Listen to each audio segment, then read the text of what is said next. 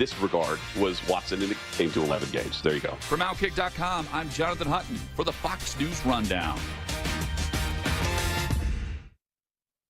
Does your home never seem to have enough hot water? With a Bradford White Infinity Tankless Water Heater, you'll never run out. The Infinity Tankless heats as much water as you need, whenever you need it. Plus, they're super efficient to save you energy and money. And like all Bradford White water heaters, they're built to be the best for years of reliable performance. So ask your plumbing professional about going tankless with a Bradford White Infinity Series Tankless Water Heater. Visit BradfordWhite.com today to learn more. Hey, it's Mike Quick. It's time to cut your old point-of-sale systems and revolutionize your business with PDQ POS. Joe Flynn and his team at PDQ have been the industry leaders for over 35 years. They offer everything from mobile POS to self-serve kiosks and the best service and support in the industry. For the fastest, easiest, and most reliable POS available, trust PDQ POS. No matter how many locations you have, they'll build a custom solution for your business. Visit PDQPOS.com. This is a Bloomberg Money Minute. Americans are drinking a lot more non-alcoholic beer. A new study by the global beverage research firm IWSR finds that while sales of all alcoholic beverages dipped last year, sales of non-alcoholic beer shot up 9%. Hey man, do you have a non-alcoholic beer that actually tastes good? I think you mean athletic. Bill Shufelt, co-founder and CEO of Athletic Brewing, the #1 non-alcoholic beer maker in the country, on why he started the company. We're healthy, active, modern adults, busy careers, family people who just wanted a beer who would keep up with our lifestyle. Alcohol-free brews like his, Budweiser Zero, O'Doul's, and many more are the fastest-growing category of all beers, and with good reason. It attracts all age groups, men, women, and all demographics. And we are seeing growth in all regions, all geographies, all channels, and all age groups. That gives consumers who love beer, but maybe not the alcohol, a lot of options. Tom Busby, Bloomberg Radio. Hey, this is Larry Steinitz with Investor Schooling. I've been talking about myself for all these years. Now it's time for you to hear from one of our great clients. Investor Schooling lives up to the promises. Larry's a great teacher, teaches about the whole new approach to thinking about money. I've taken to heart many of the things that he's taught me, and my financial life has improved. Come to Investor Schooling, and you could be just like Charlie and change your financial life. Go to investorschooling.com. We will see you Thursday. My grades were bad. I would get D's and C's. I appeared to be doing good at my school life, but if you would see me at home, it would have been a completely different story. I mean, it was just rough focusing on school when your mother is somebody you have to take care of. It got worse and worse and worse throughout the years. There are students who need somebody. They can trust someone, and it could be the first person they've ever trusted in their life. Communities in Schools is lowering America's dropout rate by helping more than 1.3 million kids every year get whatever they need to succeed in school. If something was going on at home, we would go just stop by Miss Liberty's office and talk to her. Communities in Schools vouched for me when everyone else had lost hope. You can help change the picture of education right here in your community and across the nation. Visit communitiesinschools.org. I hear people say we can't save every kid, but I think that we can. Some things can steal your sunshine. Ugh, I just got my hair done. Sorry, the cooler's broken. Anyone see my flip-flops? Anyone? But COVID-19 can steal a lot more. I just took a COVID test. Ugh. Prescription medications for COVID exist. If you test positive this summer, ask your doctor if they're right for you. Visit PfizerForAll.com/COVID-19 to learn more. Sponsored by Pfizer. An official message from Medicare. I turned 65 this year. I knew it was time to figure out Medicare, and I had questions, like when to enroll and how to enroll. So I went straight to the official source, Medicare.gov, to get the facts about Medicare. I found answers to all my questions, and I'm ready to get started. And so can you. Just go to Medicare.gov to get the real facts about Medicare. Paid for by the U.S. Department of Health and Human Services. Kids 14 and under are sure to be the coolest on the beach with the Philadelphia Water Ice Fanatic Beach Towel. Get yours on Sunday, July 6th at 1:35 when the Phillies play the Reds. Order tickets now at Phillies.com.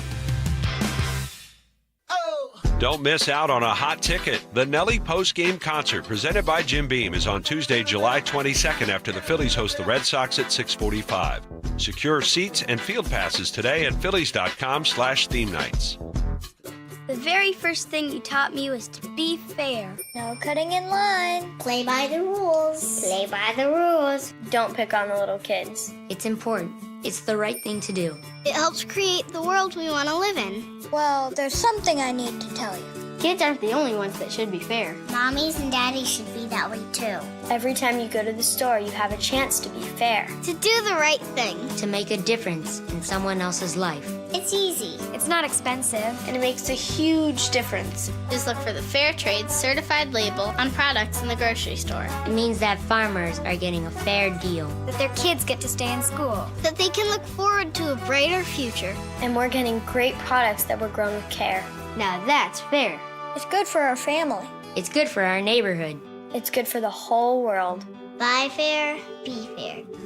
Visit befair.org to learn more.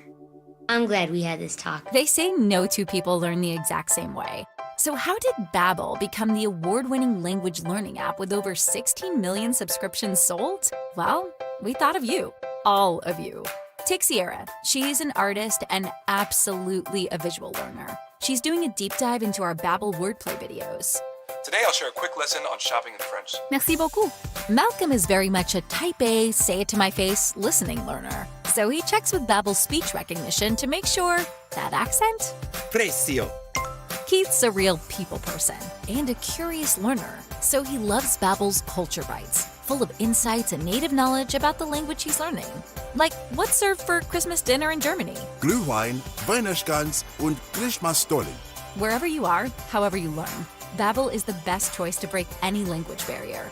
Save up to 50% on your Babbel subscription when you sign up at Babbel.com. That's BABBEL.com. Babbel.com. WPHT, WPHT HD, WOGL HD3, Philadelphia. Always live on the free Odyssey app. From the Piazza Premium Automobile Studios. Powering your drive with 10 brands and 20 locations. Free speech lives here. It's Kayal and Company on Talk Radio 1210 WPHT. Good morning and happy Independence Day and happy 249th birthday to the United States of America. Coming to you live on the airwaves in the city where it was all born, Philadelphia, on 1210 WPHT. Is Sean Farish filling in. I am so stoked to be doing this morning show today. I'm a nerd when it comes to the Declaration of Independence. I'm a nerd when it comes to U.S. history and a geek, and we're going to be doing all sorts of stuff like that. So happy to be here. We got Phil Almquist and the great Jimmy Kelly taking care of everything on the other side of things back in Philly. I'm in Tennessee in the beautiful Central Time Zone. It is 6 o'clock on this Independence Day 2025, the 249th birthday of the United States of America. Looking forward to being with you for the next 4 hours. It's going to be a fun way to start your Independence Day. That much I can tell you, right? I'm not even trying to do it. That much I can tell you. 249 years ago, we did no tax on tea. We threw it all into the harbor. No tax on tea. It was a tremendous thing. It was a momentous occasion for many of you who are listening in either the suburbs or the city of Philadelphia, live on 1210 WPHT. A lot went on over the last 7 days, and a lot went on yesterday. I was looking at it saying I think things are going to shape up pretty nicely for this July 4th show on 1210 WPHT, and we had the big, beautiful bill that was obviously finally passed yesterday. Extensive breakdown on the good, some of the bad. There's a little bit of ugly in it. It's not a perfect bill, and it never was going to be a perfect bill. As a matter of fact, I talked to so many people over the last couple of months, back in February when Speaker Mike Johnson started talking about a big, beautiful bill. It was never something that was going to be the perfect piece of legislation. When you have these huge bills, it's never a perfect piece of legislation, right? And it can't be when you have a razor-thin majority like that. But this is as close as we're going to get at this point. And the main objective and main point of passing this big, beautiful bill was so that Americans would feel tax relief, or at least would not have the largest tax increase, a 68% tax increase that we just simply couldn't afford. Middle-class families, the overwhelming majority, almost 2/3 of Americans, would have faced a massive tax increase had this not been passed and had the Tax Cuts and Jobs Act of 2017 not been made permanent. Now those cuts are permanent. You've got no tax on tips. You've got no tax on overtime. Is it a full no tax on tips, for the rest of your life? And no, there are thresholds and there are different, I guess you can call them measures in there where it's not 100% no tax on tips. It's not 100% no tax on overtime, but it's better than what we had. And that's the point. You got to start somewhere. And Donald Trump and the Republicans in the House and the Senate. And by the way, it was only the Republicans in the House and the Senate got this thing done. Remember, in a year, next year, 2026, when we are celebrating our 250th birthday, and we're staring down the barrel of the 2026 midterms, remember to mention to all of your independent friends, your fence-sitting friends, your moderate friends, that every single Democrat in Congress, in both chambers of Congress, the House and the Senate, that every single member of Congress, both chambers of the Democrat Party, voted against the tax cuts that you're now going to enjoy forever. Remember that. Including, he's not a Democrat, but he's in a swing district in Pennsylvania, Brian Fitzpatrick. Anybody know what's up with that guy? Did he seriously vote against the big, beautiful bill because of what? Because of Ukraine? I don't know. Was he there with Kamala and, Kamala wasn't there, but with Shapiro and Zelensky signing the bombs? Was he there? Unbelievable. Brian Fitzpatrick. So for those of you in Bucks County who are listening this morning and you're upset with the way your congressman voted, your idiot congressman, Brian Fitzpatrick, primary season's right around the corner. It's time to get it done. There was a lot of resistance to passing that big, beautiful bill, wasn't there, in the Republican Congress? But I have to give this guy credit. As hard as I am on Mike Johnson, I got to give him credit. We'll get to more of this later on this morning, but I have to give the guy credit, right? Mike Johnson did not cave to Democrats. I don't think I've ever said that before. About Mike Johnson. I've been very disappointed with a lot of things that he's done. But listen, the guy set a goal in the House to have the bill passed before Memorial Day, and I believe he did it 3 or 4 days before Memorial Day. And then he set another goal that was imposed by Donald Trump, of course, to have the entire thing ready for signage or for signing today. And John Thune, who I don't give as much credit as I do to Johnson, and J.D. Vance, of course, played a big role.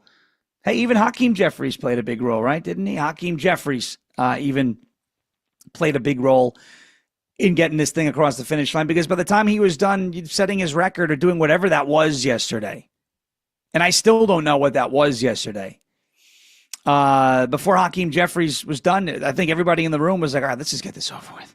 Let's just get this over with. It was like a room of hot wig-wearing people in Philadelphia, right? Muggy in the high 80s, low 90s, July 4th, 1776. And one of my favorite musicals, the musical 1776. Somebody ought to open up a window. It was hot. I bet you the room yesterday, the House yesterday, was sitting there going, my goodness, Hakeem, just shut up. He was emitting all that hot air. I'm surprised the Democrats didn't come after him for too many carbon emissions yesterday. Hakeem Jeffries, my goodness. He emitted so much hot air. And the way he was talking, we call him Dollar Store Obama or Timu Obama, but I think that's honestly an insult to Timu and the Dollar Store, to be completely honest with you. The way he was talking, we are here to stand against the big, ugly bill. I'm like, it was very clear what he was trying to do. And this is a guy, Jeffries, who called the filibuster racist, and he basically, de facto filibustered yesterday. Talk about being the most hated man in the room, right? Talk about being, everybody in there was like, Hakeem, this thing's going to pass. Let's just vote for it already. Let's just, I want to go to my 4th of July barbecue. I don't want to keep hearing you talk. Enough. So the big, beautiful bill was passed, despite resistance from Brian Fitzpatrick and the principled Thomas Massie. And we're going to talk about him this morning. I get a lot of people who say to me, Sean, Thomas Massie's not your enemy. Stop going so hard on him. Oh, no. I used to look at Massie and I used to look at him and see a guy. All right, I kind of get it. Spending is out of control. But then when you dig in to his voting habits, you say, I don't know, this guy might be full of sugar honey iced tea. But Sean, he's principled. He's principled. That's why he didn't vote for the big, beautiful bill. He did it out of principle, they say to me. As if there's some sort of moral superiority that Thomas Massie has. I said, principled, huh? Does he waver on his principles? No, that's why we like Thomas Massie. He doesn't waver on his principles. Oh, okay. Then why did he vote in favor of suspending the debt ceiling under Joe Biden? Not raising it, suspending it, allowing unlimited borrowing from 2023 until the end of Joe Biden's term. Why did he do that if he's so principled? Does that sound like somebody who is principled to you? A fiscal hawk giving a demented old man a blank check? Does that sound principled? I don't think so. May 30th, 2023. The Fiscal Responsibility Act of 2023 was passed out of the House Rules Committee on a 7-6 vote. Would you like to take a guess on who the deciding vote was? That's right. The principled Thomas Massie. Later on, we'll go and show you insult to injury, what he did the next day. Donald Trump has been on quite a winning streak. By the way, we're winning like nobody's ever seen. We don't stop winning.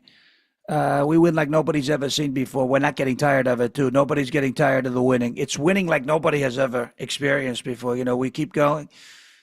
And people say, Mr. President, what the hell are we doing? We're winning like crazy. We had, over the last, 14 or so days, we all survived World War III. No thanks to the Haji twins or Candace Owens. By the way, Candace Owens, that's another one people say, lay off of her, division. I want nothing to do with unity with somebody as loony as that. You look at Candace Owens. Did you see the clip of her? It was like a 3-minute long clip. But you see a clip of her saying that the Russia-Ukraine war is actually not being fought over Russia or Ukraine, or it's being fought over Candace. Naturally, she's the center of the universe.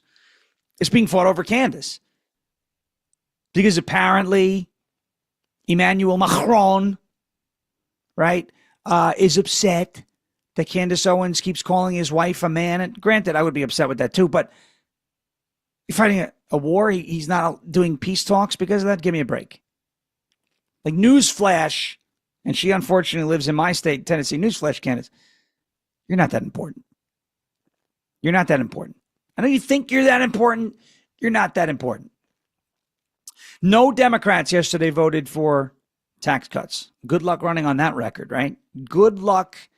Imagine Imagine you're running for office. The American people say, well, what are you going to do for me? And say, we're going to lead. We're going to take care of the little guys. Really? Did you vote for the tax cuts for the little guy? Oh, no. We couldn't do that. We couldn't vote for that. That was the big, ugly bill. We couldn't vote for the. Okay, so you voted. So literally every single Democrat in the House and every single Democrat in the Senate yesterday. And this is the messaging that I want to push. Well, I want to drill it into swing states like Pennsylvania, into potential swing states like Jersey, which this year is electing a governor. But obviously next year, everybody, in Congress is on the ballot, into swing states like Michigan, into swing states like Arizona, maybe new swing states like Jersey, like Virginia, North Carolina, whose Senate race in 2026 is shaping up to be something very interesting. Laura Trump, interested potentially in being the next senator from North Carolina to replace the hapless, gutless, disgraceful Tom Tillis. But the message that I want to push to everybody in those swing states, in those congressional districts across the country going into the midterms, literally every Democrat yesterday, July 3rd, 2023, and every Democrat in the Senate just a few days prior voted against tax cuts. They voted in favor, by voting against the tax cuts, they voted in favor of the government taking more of your money. And not just more of your money if you are a wage worker, right? Not just more of your money in that sense, but if you're a business owner, more of your money, more of your business's money. How are you supposed to keep your employees employed if the government just keeps stealing your profits? I know it sounds good in theory, right? Zohran Mamdani will come out and he'll say something along the lines of, the billionaires shouldn't exist. Okay, all right. I'm going to take him up on that offer. The Manhattan Marxist, right? I'm going to take Zohran Mamdani up on that offer. Billionaires shouldn't exist. Let's start with George Soros. Can we talk about that billionaire first? Sean, that's anti-Semitic. No, it's not. How is it anti-Semitic to call out the guy who's essentially part of the funding for all of these anti-Jew, anti-Israel, pro-Palestine protests across the country? It's not anti-Semitic. Zohran Mamdani, no billionaires. Okay, fine. No billionaires. Let's start with your billionaires first. How about that? That sound good? We got a deal? Deal or no deal? Where's Howie Mandel? That bald SOB. Where's Howie Mandel? Deal or no deal? We make the greatest deals, by the way. Nobody does deals like we do. The most incredible deals. The greatest, the most highly respected deals. Look, I am so fired up over what went down. Again, is the big, beautiful bill perfect? It is not. Was it ever going to be perfect? If you thought it was going to be perfect with a 3-seat majority, in the House where we can only lose 3 seats, and a 3-seat majority in the Senate, if you thought you were getting a perfect bill, I don't know what to tell you. My expectations from when they first started talking about the one big beautiful bill, and I told, I did this on my show on LFA TV. I may have posted about it several times on social media. I know I said it to people in conversation. Don't expect perfect legislation. This is not going to be perfect. There are going to be things in this bill that we're going to look at several years from now and go, why did we pass that? Why did we pass the big beautiful bill? Because of tax cuts. There is nothing that is more important than tax cuts right now. This is going to allow GDP to grow. This is going to allow businesses to grow. That in turn will knock down the deficit some. The Congressional Budget Office, of course, the CBO, they haven't gotten a thing right in years. Not factoring into the equation tariffs, which everyone panicked over, right? Oh my goodness, he's crashing the economy. The economy crashed? I don't know. I just like these people, World War III. So Donald Trump has racked up the wins. It is Independence Day. It is a Friday.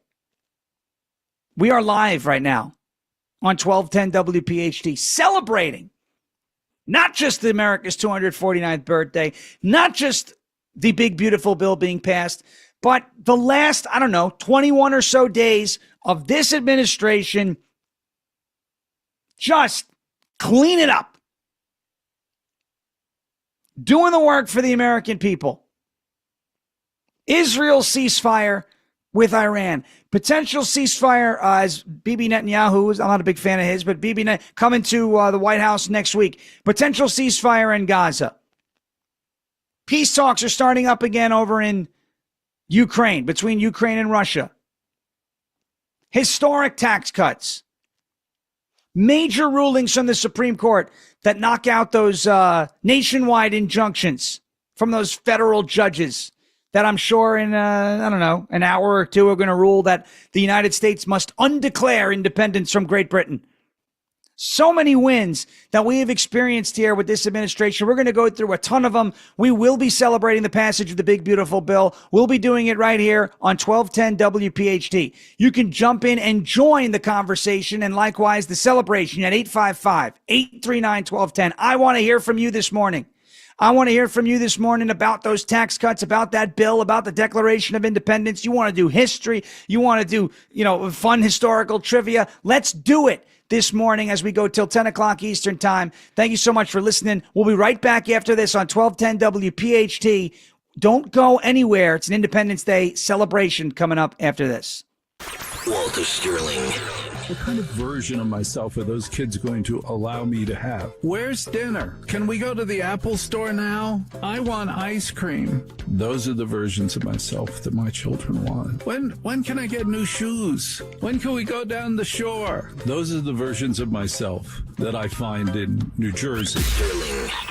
Every damn night. Sunday through Friday nights at 10 on Talk Radio 1210, WPHT, and the free Odyssey app. When you go on vacation, does it make sense to have someone else pack for you? Of course not. The same can be said for your retirement. Your 401k could be packed with things you don't know about or even need. If you're close to retirement but don't have a plan customized to your goals, that's kind of like taking a 30-year vacation with no idea what's in your suitcase. Seems like a stressful way to start what should be a relaxing time. Jim Cipriotti and the Retire Ready Financial Group can help you unpack your savings and build a plan to help reduce future taxes, along with a clearly defined income strategy. Call Jim at 610-894-7415 for your complimentary retirement game plan, or visit retirereadyfg.com. That's 610-894-7415. Investment advisory services offered through Retire Ready Wealth Management, a registered investment advisor. Insurance and annuities offered through James V. Cipriotti, Retire Ready Financial Group, LLC, NPN number 2083768. Don't miss the Labor and Energy Show with J-Doc and Krause, brought to you by the Labor and Energy Alliance this Saturday night at 6. Find out about the important issues that will affect you. The Labor and Energy Show, Saturday night at 6 on Talk Radio 1210 WPHT. Bring on the summer heat with huge savings when you replace your old, inefficient windows and doors with my good friends at Guida Door and Window. Right now, Guida is offering their best discounts of the year with their big 40% off summer sales event on all expertly installed windows and doors. If you got drafty windows you've been meaning to replace, then get 40% off each window you buy. That's right, 40% off all high-performance, energy-efficient triple-pane windows. You need new doors? Then Guida's got you covered there as well with 40% off all high-quality entry doors, patio doors, garage doors, and storm doors. Plus, start your project with no money out of pocket and pay it off interest-free for up to 18 full months. Do not let these incredible savings pass you by. Go Guida right now so you can take advantage of these limited time savings. All prior sales excluded. Offer expires July 31st. So call Guida today to schedule a free in-home estimate at 877-GO-GUIDA or go to GoGuida.com. That's go, GUIDA.com. At California Psychics, we know some people can't read the career warning signs. Like your boss, still not knowing your name. You, Tina, Lisa, Sheila, whatever. Get that report to me by lunch, okay? It's Carrie, ma'am. Just get it done, Terry. So talk to California Psychics and receive the career guidance you need. We only connect you with the very best, so guarantee if your reading isn't life-changing, it's free. California Psychics. Visit CaliforniaPsychics.com today for limited time offers. I'm Ed Evans, CEO of Consumer Cellular. No, we're not one of the big guys. Truth is, we don't want to be. If you're over 50, Big Wireless probably has you paying for more data than you might need. You could be throwing away thousands over a lifetime. We're not here to be the biggest, We're here to bring you something we believe is better. Our plans start at just $20. You'll get the same fast nationwide coverage without the big wireless bill. Call 1-888-FREEDOM, visit consumercellular.com/facts or a store near you. Plans include $5 credit for auto pay and e-billing. See site for additional facts. Now you can listen to Talk Radio 1210 WPHT on the iHeartRadio app.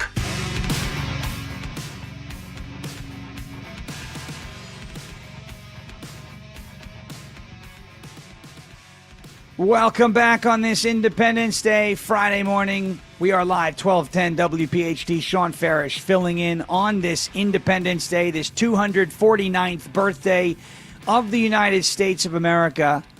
So excited to be doing this show and to be doing it specifically today. You know, I always love being here on 1210 WPHT. Love the 1210 family. It's always fun every Friday. And so this Friday is no different. But when given the opportunity and asked, hey, you know, you want to do 4th of July, Friday morning, 6 to 10. I said, wait a second, you're telling me I'm going to get the opportunity to do 4 hours of live radio, which I love doing, by the way. I love it. But I always wanted to do it. So here we are doing it, right? The American dream is alive and well. That much I can tell you. But you're telling me I could do 4 hours of live radio on a station that broadcasts out of Philadelphia, which, by the way, it's a city that I give enough crap, right? I say Philly, this, that, you know, it's a whole Northeast rivalry thing. I'm from New York, Long Island, the whole 9 yards. You call sandwiches, hoagies, whatever. We'll let it slide today. You know why? Because 249 years ago today, despite Philadelphia's flaws, right?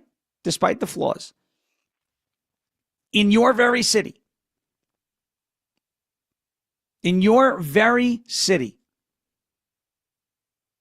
the Declaration of Independence was passed. And you know what? I will let the hoagie thing slide for a day. For a day. It is one of my favorite documents ever written. The Declaration of Independence. It is one of my favorites ever written. I think it was written incredibly well. And it's short, but it's short and sweet. It's funny. I made a bit. We're going to be putting it out. We'll be putting it out a little bit later. But, Donald Trump, it's the longest.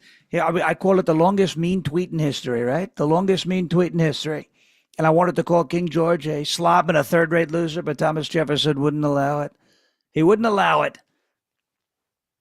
The Declaration of Independence, signed in your city 249 years ago today.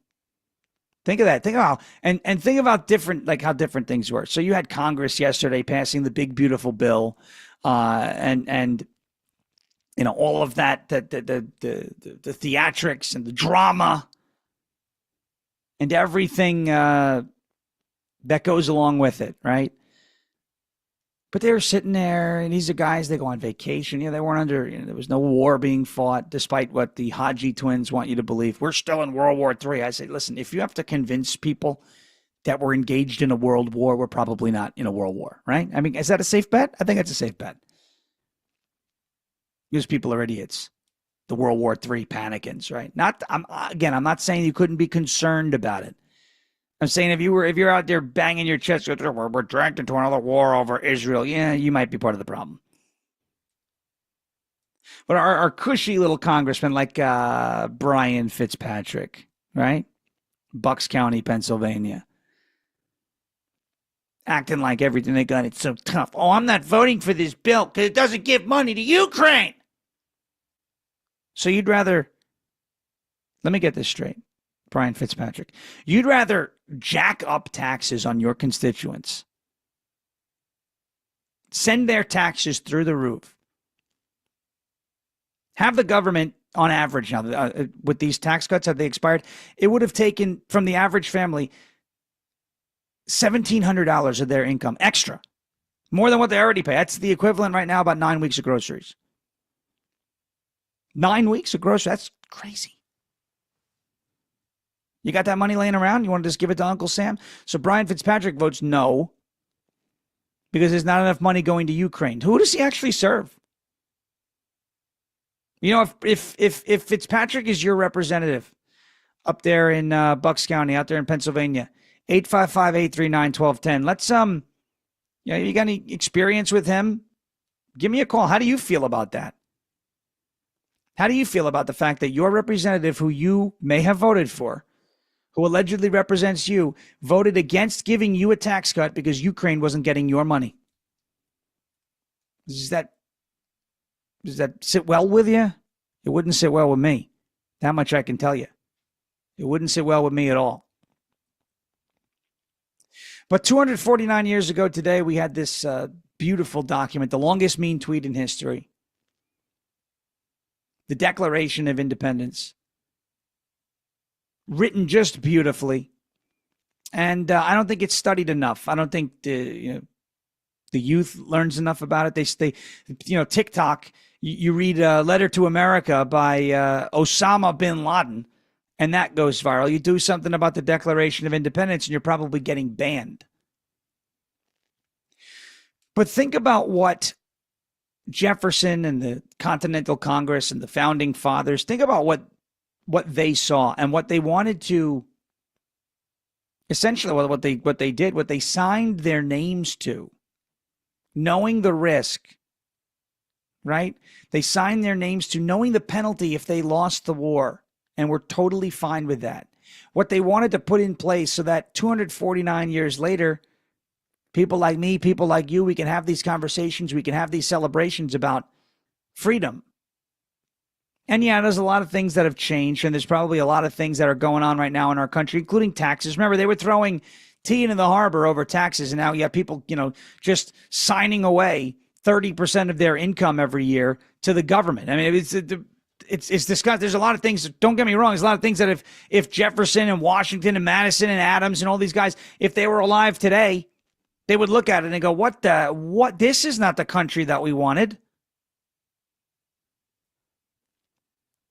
But I mean, think of it. Just after that first paragraph, right? It starts with, when in the course of human events, it becomes necessary for one people to dissolve the political bands which have connected them with another, and to assume among the powers of the earth the separate and equal station to which the laws of nature and nature's God entitle them.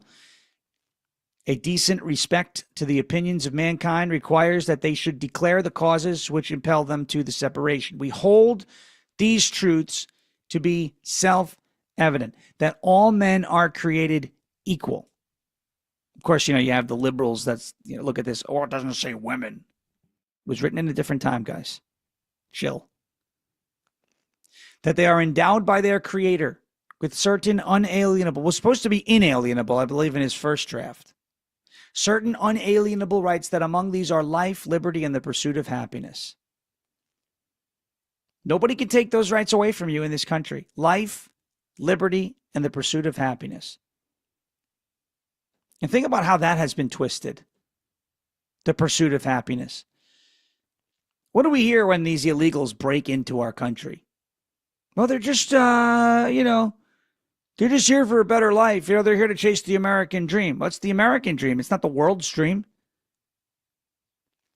You come into my country illegally, you don't get to chase the American dream. You get to hop on a deportation flight and wind up in South Sudan or El Salvador. Did you hear Kilmar Abrego Garcia, by the way? And his attorneys, I was tortured in that prison. This is the story of a girl. Right? Give me absolutely by 9 days. Because, a good way to make sure you don't wind up in an El Salvadoran prison, a good way that you make sure that you don't wind up getting deported from the United States of America is, there's a real easy way to ensure that. It's like, you ever see the movie Liar, Liar? Stop breaking the law, a-hole. Just stop breaking the law. How about if you're Kilmar Abrego Garcia, or as I call him, Senator Van Hollen's drinking buddy, wasting away down in Kilmargaritaville?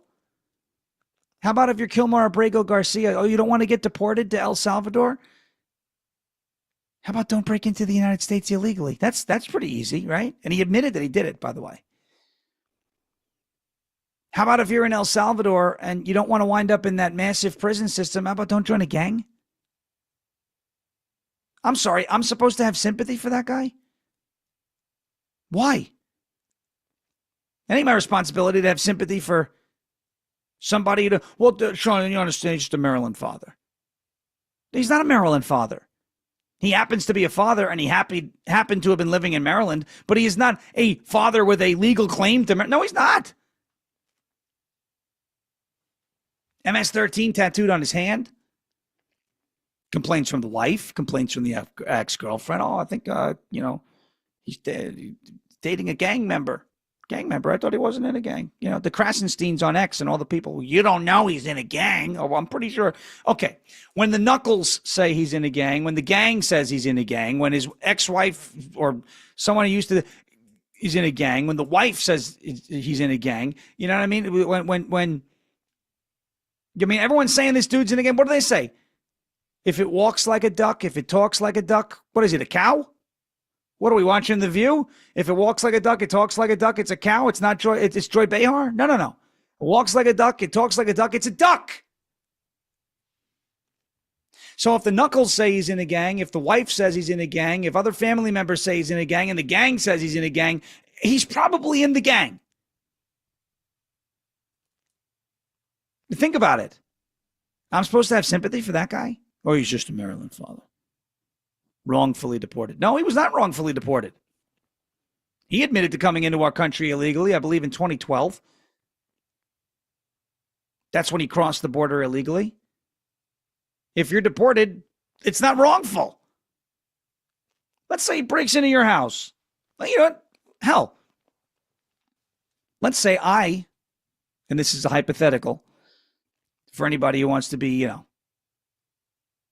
weak about this and whiny about this, because there are people, you just a Trump sycophant. No, listen. Let's say, I don't know, gain access to your bank account illegally and just take 3/4 of your money. Would you be happy? Answer me that question. If I gained access to your bank account illegally and I just decided to take 3/4 of your money. That's a lot. Let's say half of your money. Let's say 25%. And I say, no, you can't prosecute me. You can't hold me accountable. Well, why is that? That's my money. You're not allowed. No, I'm just chasing the American dream. I'm just pursuing happiness. I'm in search of a better life. Would you be happy with that? Would you have any sympathy for me? Begging, oh, please don't hold me. I just need a better life. Please. I'm looking give me a break. It's very easy for people to comment on these things, when it doesn't impact them. But all of a sudden, when it does impact them, look at Martha's Vineyard, for example. And they hit both sides of this equation with these illegals. First, it was they don't want DeSantis' illegals, right? That was a humanitarian emergency. They declared a humanitarian emergency, got the military involved and deported those people in 48 hours. But then when ICE came and did immigration raids in Martha's Vineyard, they said, no, you can't take my illegals, because then who's going to clean my toilet? Are they illegals? Or, what are you dealing with? Humans or slaves here? Bet you they're not making a fair wage, Martha's Vineyard. Bet you they're not, those illegals. That's the only reason why they want them. It's very easy to comment on these things. You have to be sympathetic to Kilmore. But if Kilmore Abrego Garcia was living in your town, running with MS-13, bringing gang members all around your town, you wouldn't be happy about it. If it directly impacted you, right? You lock your doors at night. Why do you do that? Why do you lock your doors at night? Is it because you hate everybody outside your house? Probably not. It's because you love everybody in your house. Because you want to protect what is yours. Because you have the right to privacy. You have the right to privacy. You have the right to sovereignty. It is your God-given right. Just like it is our country's right to enforce its borders. So don't give me this pursuit of happiness crap. Well, it's in the Declaration of Independence. First of all, the Declaration of Independence is not a governing document per se. The Constitution is a declaration, does not set policy. It's more or less an airing of grievances. and a statement that was made. But folks, when we look at that, when we look at the principles that are outlined in the Declaration of Independence, and then we look at what the Trump administration has done over the last 165 plus days, I think it's safe to say that we are reviving the American dream, and we are reviving that pursuit of happiness. We're going to close out hour one. When we come back, we'll talk about the big, beautiful bill, the nuances of how this bill came to be, my issues with Thomas Massie. While I agree that we need to cut spending, why it would really be difficult to do it with the current composition of the House. Don't go anywhere. We're going to get into some juicy stuff. Big, beautiful bill passing, Independence Day celebration right here on 1210 WPHT. It's Sean Farish filling in until 10 a.m. for Kayal and Company. Happy Independence Day. We'll be right back after this. Hi, Zoe Saldana. Welcome to T-Mobile. Here's your new iPhone 16 Pro on us. Thanks. And here's my old phone to trade in. You don't need a trade-in. When you switch to T-Mobile, we'll give you a new iPhone 16 Pro. Plus, we'll help you pay off your old phone up to $800, and you still get to keep it. There's always a trade-in. Not right now at T-Mobile. I feel like I have to give you something in return for karma. That's okay.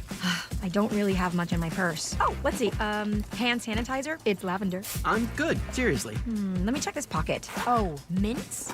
Really, I'm fine. Oh, I have raisins. I'm a mom. Wait 1 sec. I've got cupcakes in the car. It's our best iPhone offer ever. Switch to T-Mobile. Get a new iPhone 16 Pro with Apple Intelligence on us. No trade-in needed. We'll even pay off your phone up to $800. With 24 monthly bill credits, new line $100 plus a month on experience beyond finance agreement $999.99 and qualifying forwarded. For well qualified plus tax and $10 connection charge. Pay off via virtual prepaid card. Allow 15 days. Credits end and balance due if you pay off early or cancel. See T-Mobile.com. See Joe Conklin and the City Rhythm Orchestra at Wildwood High School on Baker Ave, July 11th, and at the Ocean City Music Pier, July 12th. For tickets, go to joeconklin.com. JoeConklin.com! Chronic pain, cancer, fatigue. Find out about the benefits of medical hydration therapy on Health Watch with Dr. Molly Fantasia every Sunday morning at 8 on Talk Radio 1210 WPHT. Tune in to the Crash Proof Retirement Show Saturdays at 11 a.m. to hear Joanne Small-Canella and Tracy Stillman. The Crash Proof Retirement Show, Saturday mornings at 11 on Talk Radio 1210 WPHT. Hey, Green Gobbler here. So you've got a clogged drain in your bathroom. Water in the sink's overstaying its welcome. You're spitting today's toothpaste on top of yesterday's toothpaste. You hope that it go away. Yeah, clogs don't just go away. I make them go away. I'm Green Gobbler, the only clog dissolver you need. I'm bleach-free, safe for your pipes, and I work. Guaranteed or your money back. Because I never met a clog that was gonna unclog itself. Green Gobbler. Let the gobbler get it. Here at the Almond Joy Factory, where tropical vibes abound, we use soft, fresh-tasting coconut. The crunchiest almonds and delicious chocolate candy. Ah, but do you know what our most important ingredient is? Sometimes you feel like a nut. Sometimes you don't. Almond Joy's got nuts and something even way better than that. Yes, Almond Joy is made with almonds and joy. Be sure to follow Talk Radio 1210 WPHT on the free Odyssey app. Download it now. Welcome back as we wrap up hour one here on 1210 WPHT. Sean Farish filling in. It is Independence Day. Happy Independence Day to you. I like to refer to July 4th as Independence Day. As I said, I love me some Declaration of Independence. I got along very well with Thomas Jefferson. Great guy. He wore that crazy wig. You know, you look at it, the crazy wig. We were talking about the passage of the big, beautiful bill, kind of outlining what we're going to go over this morning as we celebrate not just our country's 249th birthday, but we're going to celebrate some big, beautiful tax cuts as well. We'll talk about the political mechanisms and what led to that big, beautiful bill. And obviously, I put out a call to action last segment and said, you know, if you are a member of Brian Fitzpatrick's district or you want to talk big, beautiful bill, you can give us a call at 855-839-1210. And a couple of guys have picked up that call to action. Let's first go to Bill in Doylestown, I believe is a constituent of Brian Fitzpatrick. What's up, Bill? I used to be. Thank you, Sean. Thank you. You've got me so fired up today. I'm retired military. I voted for Fitzpatrick. Thank you for your service, by the way. Oh, you're welcome. And I told my wife, if my fingers go towards Fitzpatrick's lever on the voting booth, cut them off. I am so upset. I've got friends that are coming over today to celebrate the 4th. They're Bucks Countyans. I'm going to tell them never, ever vote for Brian Fitzpatrick again. And thank you for promoting this. Yeah, I mean, when I look at, and thank you, Bill, when I look at somebody like Fitzpatrick, and look, you want to be sympathetic towards Ukraine. I get it. If you're, and maybe there's other interest there. I don't know if this family, I don't know his whole background, but when you vote against tax cuts for the American people because another country isn't getting our tax dollars, that's when I have a problem. So I'm very happy to hear that. And look, we got to be careful too with the messaging because we don't want, it's a swing district, and I think Harris won his district by 0.3 of a point. But when it's primary season, that's when we weed out these bad apples, right? If you're not happy with, let's say, and he's retiring, but a Tom Tillis, if you're not happy with a Thomas Massey, according to a recent poll by Kaplan Strategies, Kentucky's 4th congressional district, which is Massey's district, Donald Trump currently has an 89% approval rating, and Thomas Massey has a 23% approval rating. The problem that Republican voters seem to have, and Bill is going to have these conversations with friends that are coming over for the 4th today, is that when primary season rolls around, we're normally checked out. Apathy is a huge problem on our side, and it drives me crazy because we'll see a representative of ours make a really terrible decision, and all across social media. I play heavily on social media. I love it. A decent following on X, and really appreciate that. And across most platforms, I see it all the time. We're going to primary. We're going to get the rhinos out. It's rhino season. We're going to get them out. We're going to get them out. And then primary season comes around, and there's nobody to be seen or heard from. And it bothers me. It bothers me because, I don't know if it's a short attention span or if it's, all bark, no bite. Maybe it's a combination of both of them. I think it's no coincidence that primary season happens in the summer when a lot of people are distracted and they don't really care about politics. But if we're serious, Bucks County, and we're serious, anybody who's a constituent of Brian Fitzpatrick, and you feel betrayed, you reach back there, your back hurts this morning. Your back hurts this morning because you just took a knife to the back from your congressman, Brian Fitzpatrick. Well, remember how much that wound hurts, because time does heal wounds, right? Remember come primary season. Remember before primary season. Find that candidate who says, you know what this guy did, voted against tax cuts, voted to, instead of giving you a tax cut, he decided it was more important to give another country more of your money. They've already gotten hundreds of billions of dollars. That would not fly. I don't know how he's going to survive re-election if he decides he's going to run. If I was him, I'd hang it up and I'd go somewhere else. If you're a constituent of Brian Fitzpatrick this morning and your back does not hurt from the gaping stab wound from the knife that he plunged into your back and then twisted, I don't know what else. What does he have to do? Spit in your face? Literally spit in your face? Because that's what he did. I want to go to Martin. We have Martin in Abington has comments on the big, beautiful bill. Martin, are you there? Hi, how you doing? I'm doing well, Martin. How are you? Good. Brian's a good man, all right? But Brian knows the way this is going to all shake out in 4 years. Donald Trump himself admitted this will raise our deficit by $4 trillion.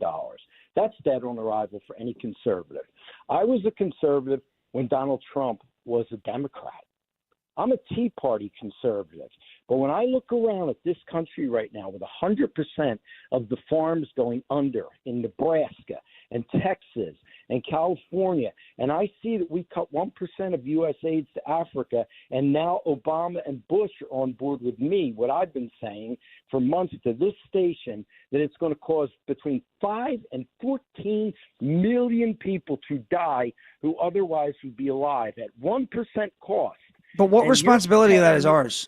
What responsibility of that is ours to keep the rest of the world alive? Let me explain it to you. If you would have taken 6 months, if any of the morons who swept into the offices of PEPFAR and Elizabeth Glazer, pediatric AIDS, had taken 6 months to switch over the very low cost, these people would have been alive. And that's what. But what responsibility is that? Where can you tell? But Martin, can you tell me where in the United States Constitution, it lists that is the responsibility of the United States taxpayer to keep Africans alive? Can you tell me where that is in the Constitution? I'll tell you exactly where it is.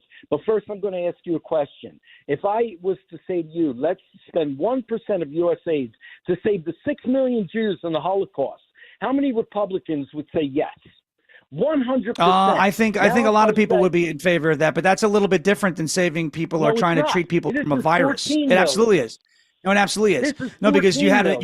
No. Because what you had there was you had a situation where Adolf Hitler was rounding people up and throwing them in camps and exterminating them. I'd see. This is why I don't like this argument, Martin. Now we're going to say, well, now the AIDS pandemic is the Holocaust, where this is an intentional act where you're intentionally wiping people out. That's ridiculous. This is a virus. Well, it is not where. Okay, no. Let's move on, because you said you were going to show me where in the Constitution it says it's the duty and the responsibility of the United States taxpayer to keep people alive in Africa. Go. Very simple. When George Bush started this thing, he did it to save American lives. That is in the Constitution. But it doesn't say that it's the. But I didn't ask about American lives. I asked about African lives. Where is it in the Constitution? Where is it in the Constitution to save African lives? Where? I'll tell you exactly. It's the same reason we bombed the Iranian nuclear reactor, to save American lives. AIDS comes over here from Africa. It starts there. It comes. So we treat it here. We treat it here. And we've done it here. No, you don't understand. Once it gets into the blood supply, you start losing millions of people, as we did in the 70s and the 80s. But let me tell you something else. If these morons would have waited 6 months, just 6 months, and let them transfer the cost at a very low cost. We have a vaccine right now. I can give you the name of it. I can give you the heads of PEPFAR. I talked to Mazzarelli right here and he understands this from a medical standpoint. 14 million people. This is what the Democrats are going to be shoving down our throats. They're going. I don't think it's going to be effective messaging. You think Martin? The president's going to stand up and say, "I saved 1% of U.S. AIDS, and by God, we got 14 million less people on this earth." I don't think. Why would Donald? First of all, why would Donald Trump even go down that road? Second of all, do you understand? If you had not passed that big, beautiful bill, 62% of Americans would have felt the tax increase. 62%. Do you know what that would have done to the economy? That's a lie. No, Martin. No, but that's not a lie. 62%, Martin. 62% of Americans would have seen a tax increase. The average tax increase would have been $1,700. You got $1,700 laying around? You want to donate to why don't you donate your money to Africa? Okay, because I'll tell you what, I would rather cut taxes and give my countrymen and my people more money to do as they please than start sending it all over the world and then guilt tripping me over. Well, you sound like Bernie Sanders. You say you're a Tea Party conservative. You sound like people are going to die.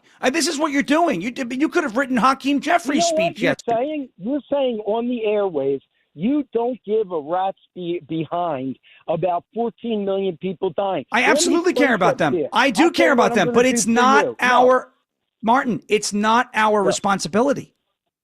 It's not. Well, then it's not. Nothing's our responsibility. It's not. That's not true.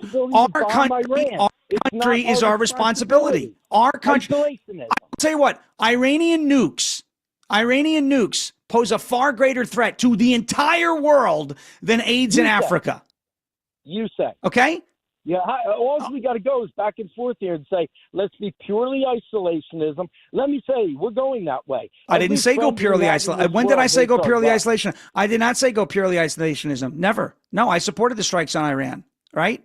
The fact of the matter is, you just talked about this. You just talked about a deficit, right? You just talked about that we're adding money to the deficit. Now you're saying, well, go send it to Africa to save 14 million people. I don't want to see those people die, but eventually these countries have to help themselves. It's not our job, Martin. It is not our job to take care of people in other countries when our people are struggling. We've got homeless veterans on the street. We've got folks who can't afford food. We've got our own problems here. We've got infrastructure that's crumbling. We've got potholes in the road. We've got a military that we've got to fund. I'm sorry, all of that has to come before we start sending money to other countries because of the AIDS epidemic.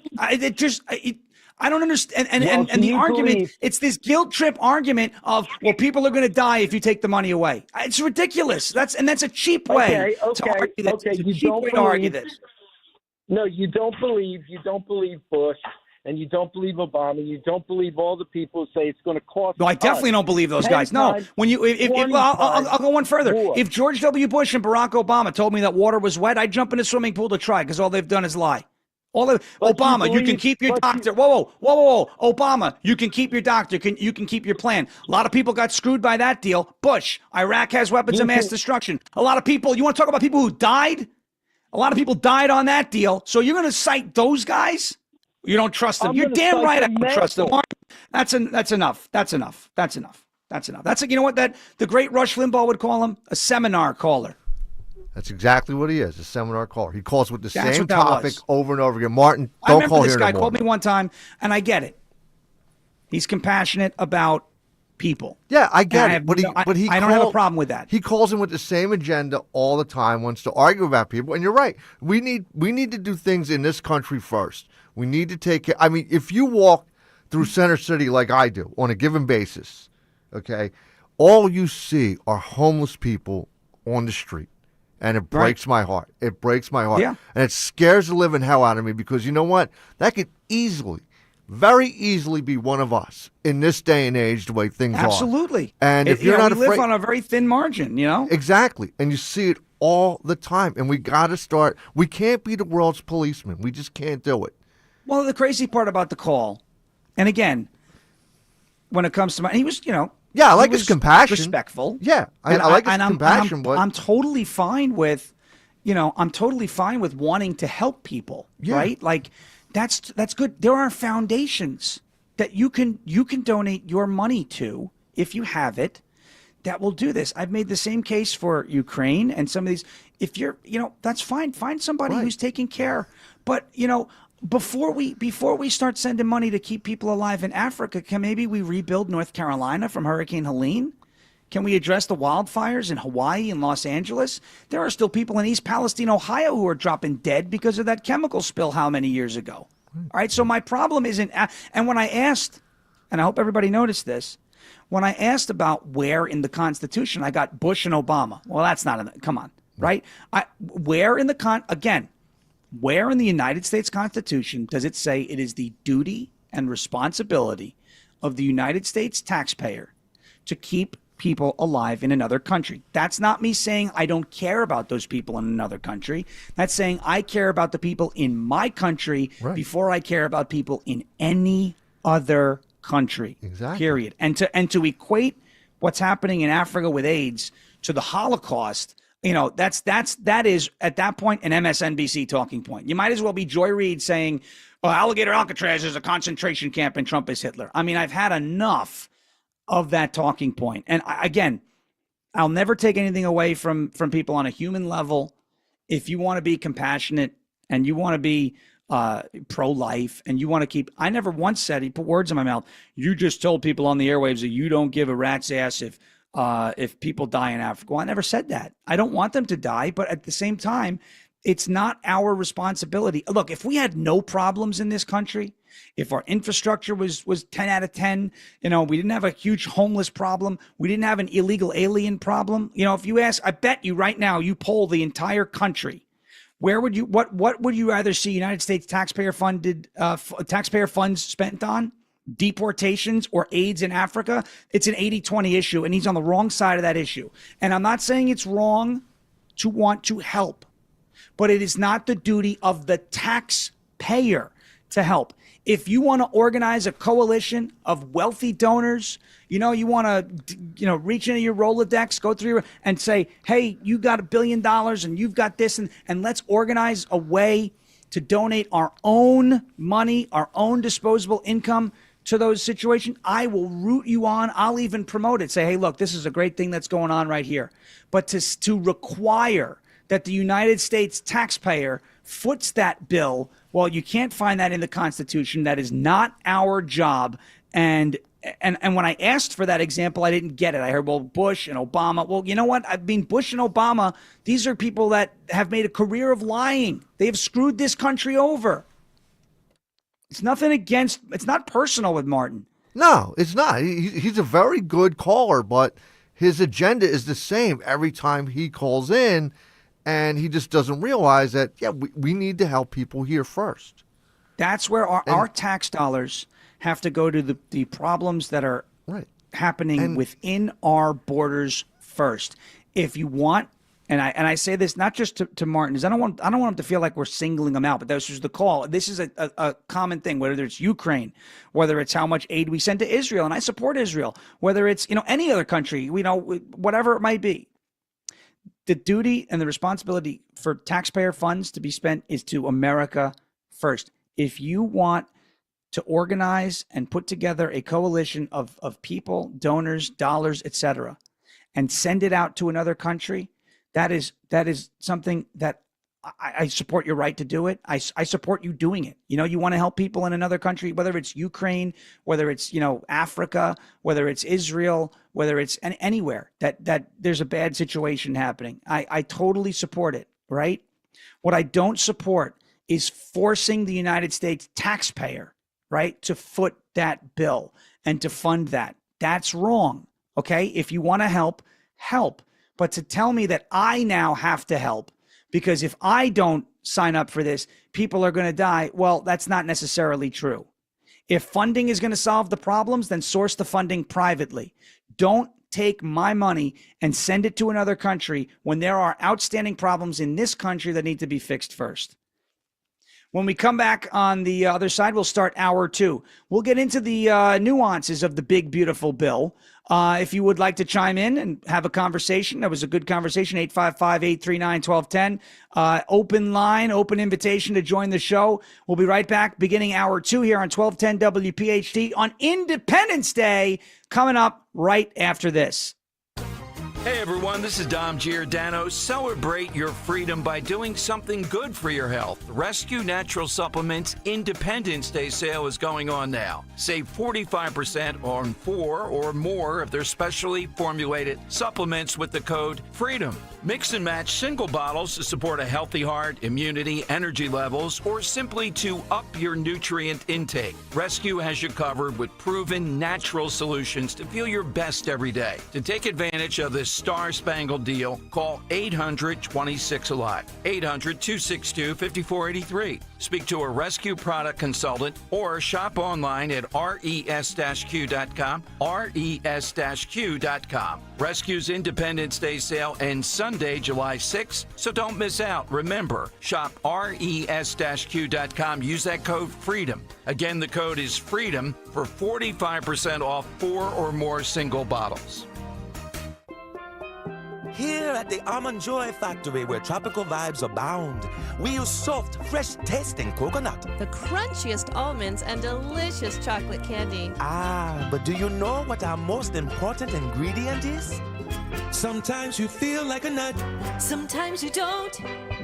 Almond Joy's got nuts and something even way better than that. Yes, Almond Joy is made with almonds and joy. Hey, Green Gobbler here. So you've got a clogged drain in your bathroom. Water in the sink's overstaying its welcome. You're spitting today's toothpaste on top of yesterday's toothpaste. You hope that it'd go away. Yeah, clogs don't just go away. I make them go away. I'm Green Gobbler, the only clog dissolver you need. I'm bleach-free, safe for your pipes, and I work. Guaranteed or your money back. Because I never met a clog that was gonna unclog itself. Green Gobbler. Let the gobbler get it. WPHT, WPHT HD, WOGL HD3 Philadelphia. From the Piazza Premium Automobile Studios, powering your drive with 10 brands and 20 locations. Always live on the free Odyssey app. IT problems don't just slow business productivity, they can cause serious security risks. Computrex delivers comprehensive managed IT solutions for efficiency and peace of mind. providing proactive monitoring, rapid issue resolution, and robust cybersecurity. Computrex is your reliable partner for seamless IT operations. Computrex, empowering your business through expert IT support. Call 610-415-0539. COMPUTREX, 4, U.com. I'm Jalen Hurst here for Window Nation. If you're a fan of saving money, listen up. Save with Window Nation's best deal yet. Get 50% off all window styles, plus no interest until 2030. Call 866-90-NATION or visit windownation.com before July 31st. Tell them you heard it on 1210 WPHT. Don't pay more than you have to for new windows. Call 866-90-NATION or visit windownation.com. At Odyssey, we believe in creating a diverse and inclusive workforce. We also value the power of community and encourage local organizations to help us in referring qualified applicants to our stations. If you're a community organization interested in receiving our vacancy information, simply email equalemployment@odyssey.com. You'll be notified of all our open positions. That's equalemployment@odyssey.com. And for all our listeners, please visit odysseyinc.com/careers for a list of job openings at all Odyssey radio stations. Drive in with Kayal and Company mornings 6 till 10. Drive home with Rich Zioli afternoons 3 till 7. Live and local on Talk Radio 1210, WPHT, and the free Odyssey app. Hour 2 here on 1210 WPHT. It is a happy Independence Day. We have a spirited conversation now taking place as we celebrate the 249th birthday of the greatest country in the history of the world. The big, beautiful bill has been passed. Signing ceremony today, 5 p.m. Eastern Time, just before all your fireworks shows get started. We're talking big, beautiful bill right now, Trump's wins, and the impacts of that bill. And thankfully we are on the great airwaves of 1210 WPHT, broadcasting out of Philadelphia. Although, full disclosure, I am actually in the great state of Tennessee. But thanks to the wonders of technology, this voice, the greatest, right? Tremendous guy, can be now heard on the airwaves of Philly and Bucks County, Pennsylvania, and the surrounding area. We're live on YouTube at youtube.com/1210WPHT. We're on all over the place at this point. And you could join the conversation at 855-839-1210. I'll be filling in till 10 o'clock Eastern Time, 9 o'clock Central Time here in Tennessee. And then we'll get a start on the festivities. I think there's a Waffle House visit in my future today. And I'm sure my wife in the other room will be very happy to hear that. We do have a couple more callers who want to chime in. Let's go to Kevin in Bucks County. What's up, Kevin? Good morning, Sean. Good morning, two Kevin. quick things, and then my Brian Fitzpatrick. First of all, Sure. Martin, he always dies on that hill. And the last time I checked, there's kind of medicines that make AIDS manageable. So there's that. Yeah. Secondly, you're right. you and I need to still work together to build that Trumpapult, if you remember from the mock debate. Oh, hell yeah. I remember the Trumpapult. Let's make it happen. Yeah, because BruceSpringsteenSucks.com is not available, so you know who I am. Oh, now I know which Kevin we're talking to. Hell yeah. Good to hear from you, my friend. Yeah, you too. So, Brian Fitzpatrick, he has quite a few things going for him. One, name recognition. His better brother, because Michael, his brother, rest in peace, actually served 2 separate terms as the rep.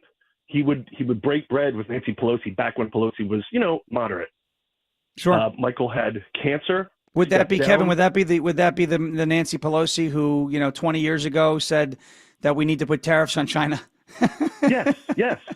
Yes. That was that person. Sensible not the Nancy body smash Pelosi. one. Yeah. Right. So Michael had the office, stepped down, and then what was his name? Patrick Murphy came in. Then he ran against Patrick Murphy and won. And then Michael died later with cancer. So he was the better Fitzpatrick. So Brian has that going for him. Okay. It's name recognition. Secondly, got it. And he's an incumbent, so that's the third. And the people that the Republicans throw up against him are weak. The last one, Mark Houck, very principled man. If you remember, his case was actually brought to the Supreme Court because they were jailed, and that's when the FBI came and raided because he and his son protested at. Well, he ran against Fitzpatrick. He was a weak candidate. He's a minister, but it's just he was weak. I'm an atheist, but I'm very conservative, and you don't come across that too often. You're usually, That's for sure. Yeah, that's for sure. Yeah. So, and I told Mark, I said, look, you just don't run on that. Just keep it quiet. Because I would love to run against Brian. But I would never win because I would never have a chance. That's the problem. It's a really huge uphill battle to climb. Now, the township that I actually live in is 100% Republican. Always has been. It's one of the very few. School board, township managers, everyone, not a single Democrat. We're very few outliers because most of them will have one or two, but we don't. Never have. And so then with my Fitzpatrick story, last year I sat with him, hung out with him like 3 or 4 hours at our local AMVETS, which is similar to, VFW. And VFW, American Legion, et cetera. Yeah. Right. Well, this is our AMVETS, and it's here in Southampton, Pennsylvania, so always donate to them. Sitting there with my daughter. My daughter's a little tattooed. She's an art therapist. And I had my Zeoli Army T-shirt on. And both he and McCormick just gave me looks. Shook hands with everybody but me. And I'm sitting there talking to my daughter. I'm like, this is funny because they want my vote. They're not even coming up to me. It's a Zeoli Army. You would think they want to come up to me. You would think. You would think. Yeah. And then, so with regards to the big, beautiful bill, I don't like it whatsoever. Okay. But because it's big. But again, I have to temper it. We had to throw in the pork that I'm not in favor of just to get it across the finish line. Yes. It's not because we didn't support other countries. So here's a book. I'll email it to you. The link. It's called Provoked. My brother interviewed the author. It's ridiculous how we spurred on Ukraine and Russia going back to the 90s. It's an amazing book. Oh, yeah. Biden did that in 2022. He said Putin, if it's a minor incursion, don't do. We had the foreign policy of don't in the previous administration, which didn't work. Yeah. Well, this is a 1,000-page book. It's huge. And then my brother even spoke to Massey. My brother's a podcaster, and he spoke to Massey. And this is like conspiracy theory. When Massey's wife died, he thinks that Hamas had a little hand in it. Not Hamas, Hezbollah. No, Mossad. Sorry, Mossad. He thought Mossad had a little hand. And that's why Massey's taking this anti-Israel stance. Yeah, because he thinks they quickened his wife's death. Yeah, and that's like weird. You said, it's kind of conspiracy-ish, and I can't prove it. I can't prove anything one way or the other with that. But look, and I'll say this about Massey, and I'll say this about what happened to his wife. I don't know, but that's sad.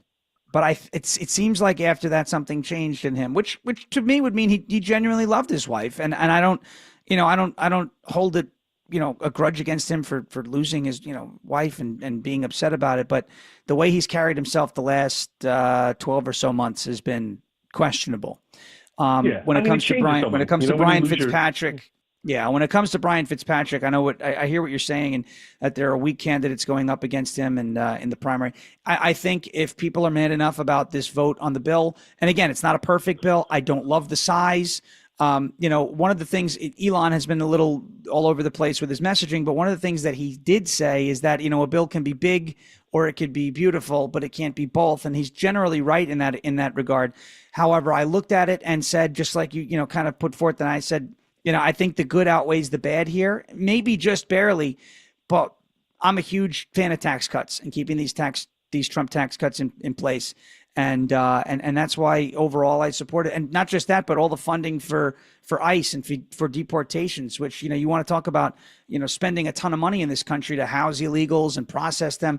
Well, we can start to get to the root of that problem and start getting rid of these people. So, if we had a better composition in the House, sure, maybe we would have passed a better bill. We don't have that. So, and if I could, so just to finish off, reminder, sure. I'll email you about Trump Pulp. So, but the thing is, I always talk to the post commander of the AMVETS, and he's like libertarian through and through, more conservative, and we are like-minded almost 100% of the time. And I mentioned to him, man, I'd love to run against him, but I know I wouldn't have a chance. He's like, you're right, because of all the things that I laid out. He goes, but still, I'd rather have an 80% of Fitzpatrick than a 0 of a Democrat. Sure, and it's a valid and point. That's the problem. That's the problem because he is. I always joke about. I always call him the lesser, like Fredo, the lesser Fitzpatrick, because he's a fraction of a scintilla of his brother, and it's a real shame. He's always been a rhino. He was a never Trumper his first term, Trump's first term. Sure. No, and again, Kevin, and good to hear from you. And thank you for the call. And I definitely want to build that Trump-a-poll, of course, to get rid of the bad hombres. When it comes to election season, I don't like a guy like Lindsey Graham. I don't like a guy like he used to be my representative when I lived on Long Island, Andrew Garbarino. But I always, come general election time, I'd vote for their opponents in the primary, like a Garbarino, for example. But when it came to general election time, I voted for him, and I'm not ashamed to say that because, as you just put it, if I'd rather deal with a guy who votes with me 80% of the time than somebody who votes with me 0% of the time. My point is, let's upgrade that. Let's upgrade at the position, right? And I think we can maybe look. I don't know the district. If Fitzpatrick's got the name rec and all that. But is it possible to find a viable candidate? Is it? It might be. I think his vote is telling to vote against tax cuts because of Ukraine. It shows, I think, the people in his district that he cares more about another country than he does about the people in his own district. And that wouldn't sit well with me if I was there. But if he's the Republican candidate in November of 2026, unfortunately, if you're there, I beg you to vote for him because from a math standpoint alone, seats, we need that seat. Let's go to Charlie in Philadelphia. What's up, Charlie? Hi, good morning. This Brian Fitzpatrick, I have to wonder, is he getting a kickback or something from Ukraine? Why is Ukraine more important than his own constituency? You know what I mean? Well, that's a valid question, and I'll say this, and I'll let you finish up in a second. I don't mean to cut you off, but it's a valid question, right? What is the incentive to support sending money to another country versus giving your own constituents a tax cut? And I don't know if he's doing this because his district is a swing district, and that may be a popular item in the district. I don't know, but I think it's fair to question if there's an incentive. On the other side of that, I think it's unfair, and this is not what you're doing. I'm just saying these are my standards. I think it's unfair to say that he's definitely getting money because we can't prove it. However, it is fair to question, is there an incentive? Go ahead. Yeah. And I mean, I don't hear anybody asking about, I keep seeing things on YouTube that the Zelensky's went out and I don't know if it was her or him or he bought her or what, a $4 million yacht within the last year. I mean, we're giving all this money supposedly to help them to gain their freedom and all this stuff, and they're spending it on yachts and diamond rings and God knows what else. I mean, the whole thing is such a scam. It's like a slap in the face to America. But yeah, and with this you're right. age thing in Africa, there's a cure for that too. It's called monogamy. A few years ago, the head of Uganda, I believe it was speaking to his nation and telling the people in his country in Uganda that you have to be monogamous is the only way to stop AIDS over there. It's a heterosexual disease over there. It's not like confined to homosexuals like here. And I have a little Independence Day prayer if you want me to read it. It would take me about 1 minute to read. Go ahead. Country. God, source of all freedom, this day is bright with the memory of those who declared that life and liberty are your gift to every human being.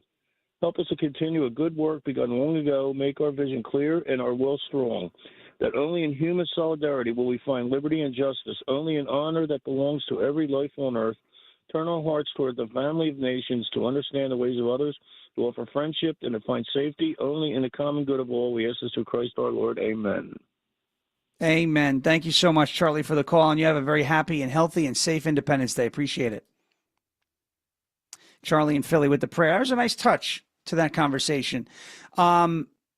This whole sending money to other countries thing, I don't want to say isolationist, but I would like to send as little foreign aid around the world as possible. Again, while we have problems in our own country. If we didn't have problems, I said, maybe we could be generous. If we weren't trillions of dollars in debt, maybe we could be generous. Yeah, if a foundation comes up to you, and how many times? Well, put it this way: how many times in Walmart or in a self-checkout when it asks, and it's not. I'm not trying to shame anybody, but how many times in a Walmart or maybe you're at a fast food place and you're at the drive-through at the self-checkout, it asks if you'd like to donate to whatever it may be, and how many times do you hit no versus how many times do you hit yes? Some people may donate a lot. Other people may not. And the reason why other people may not donate is because they don't have it. If you're a nation that is $37 trillion or whatever it is in debt, we don't have the money to give to these countries. We don't have it, especially when we have pressing needs here in our own country. And as much as it is, it's not our job to go fight a disease in another nation. As it's not our government's job to do that. If you would like to make that a personal undertaking, you can go ahead and do that. Well, where are the elites? I will promote it. Right. Where are all those elites? Marco Rubio just mentioned, too, that, a lot of the USAID money wasn't even reaching Africa. It wasn't reaching the people. It wasn't filtering all the way down to the surface. A lot of these executives of these NGOs, these non-governmental organizations, were living lives of luxury. I don't know. Charlie just mentioned, Zelensky, and did he buy a yacht? I can't confirm. I don't know. But he, we've been subsidizing the Ukrainian. Where in the Constitution, again, does it say that our hard-earned tax dollars have to be sent to subsidize the lives of those people in another country? It's not there. It's not fair to us. What was the line always? Charity begins at home? Yeah. Charity begins at home. And, and again, it's not a personal, I don't know Brian Fitzpatrick. Honestly, I never even heard of him until this big budget, big beautiful bill thing. Martin said he was a good man, and nobody who was called who has said Brian Fitzpatrick's a bad guy. I mean, Kevin, said he kind of got snubbed by him, but no one said he's a bad guy. But that decision to not give Americans and constituents in his district the tax cut or to vote against it, they got it, but to vote against because of Ukraine, which is what the reports are, and I don't think he's come out and denied that, it's absurd. It's absurd. And if I was a constituent, if I was one of the people who are allegedly represented by Brian Fitzpatrick, I would be furious with him, absolutely furious with him. So we have that. I want to get into when we get back, because we got to take a quick break. But I want to get into, it was Kevin didn't like the bill, the size of the bill. In terms of the deficit, in terms of how much money was involved in the bill. I'm with you. However, what Kevin did bring up is that he was, tempered about it and understood there are people who, and I don't mean to say this in a condescending way, but aren't Elon Musk, for example, don't understand the nuances of this and why that's what we got, right? This big, beautiful bill with pork and a lot of spending and all this, why that's what we got. It's an important concept to grasp, and it's important to take with us going forward when it comes to legislation. When you have a razor-thin majority, that what you got yesterday is what you're going to get 99% of the time, and we'll explain why that is when we come back from the break. This bill was not perfect, the big, beautiful bill, but it was necessary. We are celebrating Independence Day and the passage of the big, beautiful bill here on 1210 WPHT. You want to join the conversation, 855-839-1210. Had a great couple callers over that first hour or so joining the conversation, and open invite to anybody who wants to be involved in this conversation. We'll be right back on 1210 WPHT. Sean Farish with you till 10 a.m. Back after this. Kayal and Company, weekday mornings 6 till 10.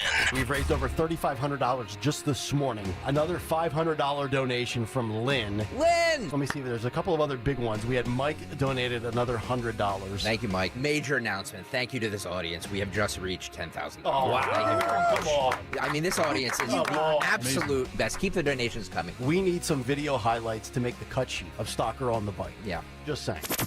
Start your day with Kayal and Company. Weekday mornings 6 till 10 on Talk Radio 1210, WPHT, and the free Odyssey app.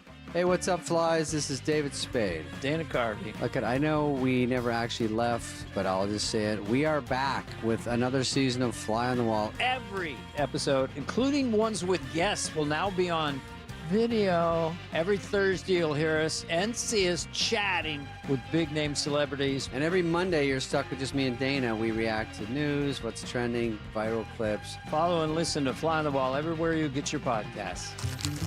There's a reason that potato chips don't come in a clear bag. There's only 8 chips in this bag. That's why. It's only about 2/3 full. The rest is air. It's a lot like opening up your 401k at retirement. You get about 2/3 of it, and the rest goes to Uncle Sam. Jim Cipriotti at the Retire Ready Financial Group can help. His tax mapping process can help forecast what your tax bill will be in the future, and that way you can build a strategy now to potentially decrease your tax bill in retirement. In other words, more for you and less for Uncle Sam. Call today for your complimentary retirement tax mapping report, 610-894-7415. That's 610-894-7415. Or find them online at retirereadyfg.com and get Uncle Sam's greedy hands out of your retirement. Hey, you've had enough. With a complimentary tax mapping report from Jim Cipriotti. Investment advisory services offered through Retire Ready Wealth Management, a registered investment advisor. Insurance and annuities offered through James V. Cipriotti, Retire Ready Financial Group, LLC, NPN number 2083768. Here's a few questions for you from California Psychics. Do your workdays seem to go on forever? Is your career progression as fast as downtown traffic? Or does your boss still not know your name? Hey, you, Tina, Lisa, Sheila, whatever. Get that report to me by lunch, okay? It's Carrie, ma'am. Just get it done, Terry. It's time to read the career warning signs and talk to California Psychics. We're always on hand to give you the career guidance you need. You see, we only connect you with the very best. In fact, 98% of the psychics who apply to work with us don't make the grade. That's why we can guarantee if your reading isn't life-changing, it's free. So you could soon be telling your boss where to stick that report. Where are you going, Terry? Terry! Experience the joy of certainty. California Psychics. Call 1-800-PREDICT today and get 20 minutes for just $20. Free speech lives here with Kayal and Company weekday mornings on Odyssey's #1 talk station, 1210 WPHT.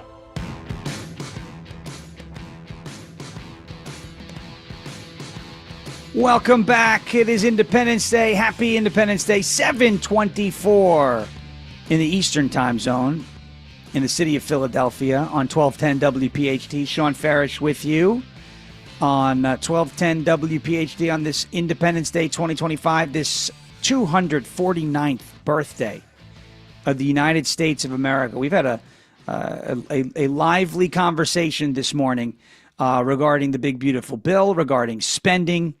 And some people like the bill. Some people don't like the bill. Some people will tolerate the bill.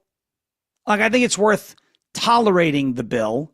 And, you know, I'm very, very interested. And, you know, I've been kind of trotting out and going through this whole process really since the what I called the billionaire blowout took place. And the billionaire blowout, obviously the little fight that Donald Trump and Elon Musk had back in the beginning of June and right around D-Day. I believe it was right around June 6th, as a matter of fact, because I remember making the joke saying, you know, back in June 6th, 1944, storming the beaches of Normandy. And then, you know, we're so many years later, you know, 81 years later, we're watching who's saying what about each other on social media, right? So how things have changed. But, you know, my biggest problem with the criticism of the bill, and this was it. I mean, I don't know if you weren't talking about the expectations or what you were expecting, but this bill was never going to be perfect. The big, beautiful bill was never going to be perfect. It could not be first of all, there's never going to be a perfect bill. Someone's always going to have a problem with it. So it's never going to be a perfect bill. Perfection just doesn't exist, right? Perfection just doesn't exist. So is the one big beautiful bill perfect? No, the answer is no, it's not perfect. Was the one big beautiful bill ever going to be perfect? No, the answer is the one big beautiful bill was never going to be perfect. Could it be better? Absolutely. It could be better. But you know what it would have taken for this to be a better bill? A different dynamic and composition of the House of Representatives. When you have, and this is simple supply and demand. Think of it this way. When you have a thin majority in the House, you've got room for 3 no votes, right? 3 votes no, as the Republicans do right now.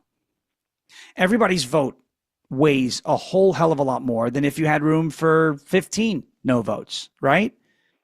It's supply and demand. Less supply of GOP votes because every Democrat's going to vote against it.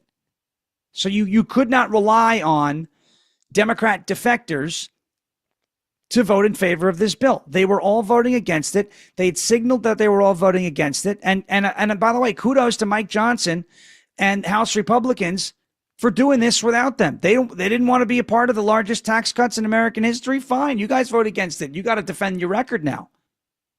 So not only did they not cave and add more garbage to the bill, which may have resulted in, Ukraine funding, et cetera. Not only did they do that, but they also now made the Democrats diametrically oppose these tax cuts. We think supply and demand. You have less of a supply of GOP votes and higher demand for them, right? This makes each vote cost more. Is that the way it's supposed to work? Are representatives supposed to hold their votes hostage? Well, if it's for their constituents, the answer to that question, honestly, yeah. If it's for themselves, no. But when everybody's vote, quote unquote, comes at a higher cost, right? When there's less of a supply and more of a demand, that means everybody involved gets to ask for something. You can't just look at 15, annoying representatives and go, well, we don't need their votes. We'll just work with these people.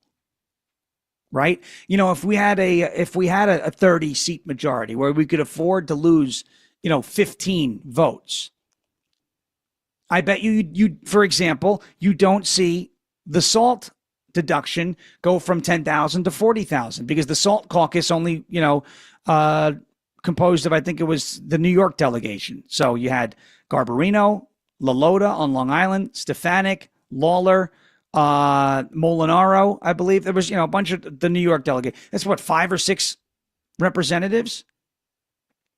Langworthy. So, but you could have completely cut them out of the process. Okay, guys, you want to vote no on this because of SALT? Fine, we don't need you. But in this case, we needed them, especially with automatic no. Thomas Massey, sitting there in the House, who's going to vote no matter what.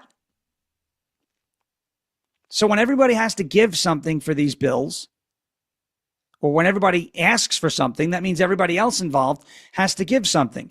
And when you're dealing with 218 Republicans who are signaling they will vote for the bill if, then that is 218 concessions that have to be made. And that's why you wind up with bloat. If we want slimmer single issue bills, which by the way, I want that, then we need a larger majority and better representatives. We need better quality and we need more quantity. Get it? If we have a 30-seat majority, for example, which is tough to do these days with how, split the country is, but if we have a 30-seat majority, for example, right? 30 seats. But it's garbage representatives, right? It really doesn't matter. We need better representatives and more representatives in the House. The only way to do this is to stay perpetually engaged. I talked about apathy not too long ago when we were talking about Brian Fitzpatrick, right?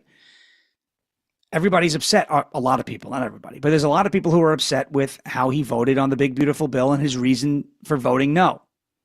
His reason wasn't anything other than, it was, from what's being reported, he hasn't denied it, Ukraine funding. So you mean to tell me Ukraine is more important to you than giving tax cuts to your constituents? I don't know how you sell that message. I don't know how you do it. I'm sure you can give Billy Mays that one to sell, it's OxyClean, but wait, there's more. He couldn't even sell that message. But how do you rid yourself of a problem like that? Well, this is going to have to be a long, grueling effort by people in his district to find a viable, this is very important, a viable candidate Viable candidate, not just your neighborhood friend. You know, you heard Kevin on the phone saying he would love to run against Fitzpatrick, but he knows he can't win. He knows he can't win. And I give him credit for saying that. There are people with these delusions of grandeur out there who are like, I'm going to run and I'm going to win. Bro, you're getting 2% of the vote. Why not give that 2% of the vote to somebody who actually has a chance?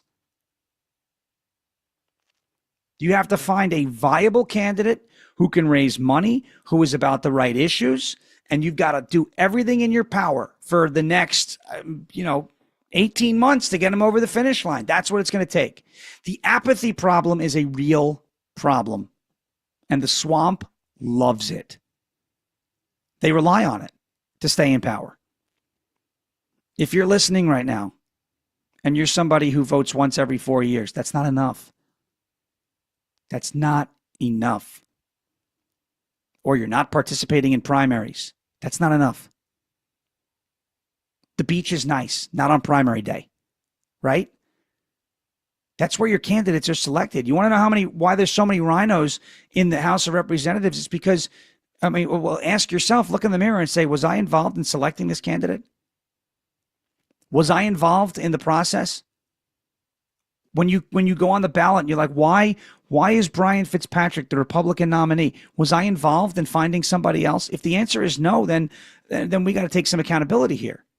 Now, not every primary challenge that you mount is going to be successful, and that's okay too, because a lot of these situations are learning experiences for everybody, whether you're forming grassroots coalitions or somebody is getting ready to run for office. Maybe it takes 2 or 3 times. I mean, look at McCormick, for example, in 2022. In that Pennsylvania Senate primary, it was him, it was Dr. Oz, and it was the great Kathy Barnett, who I believe should have gotten Trump's endorsement. And McCormick, he didn't win. Came back a couple years later. Sure as hell, he got it done. Right? He got it done.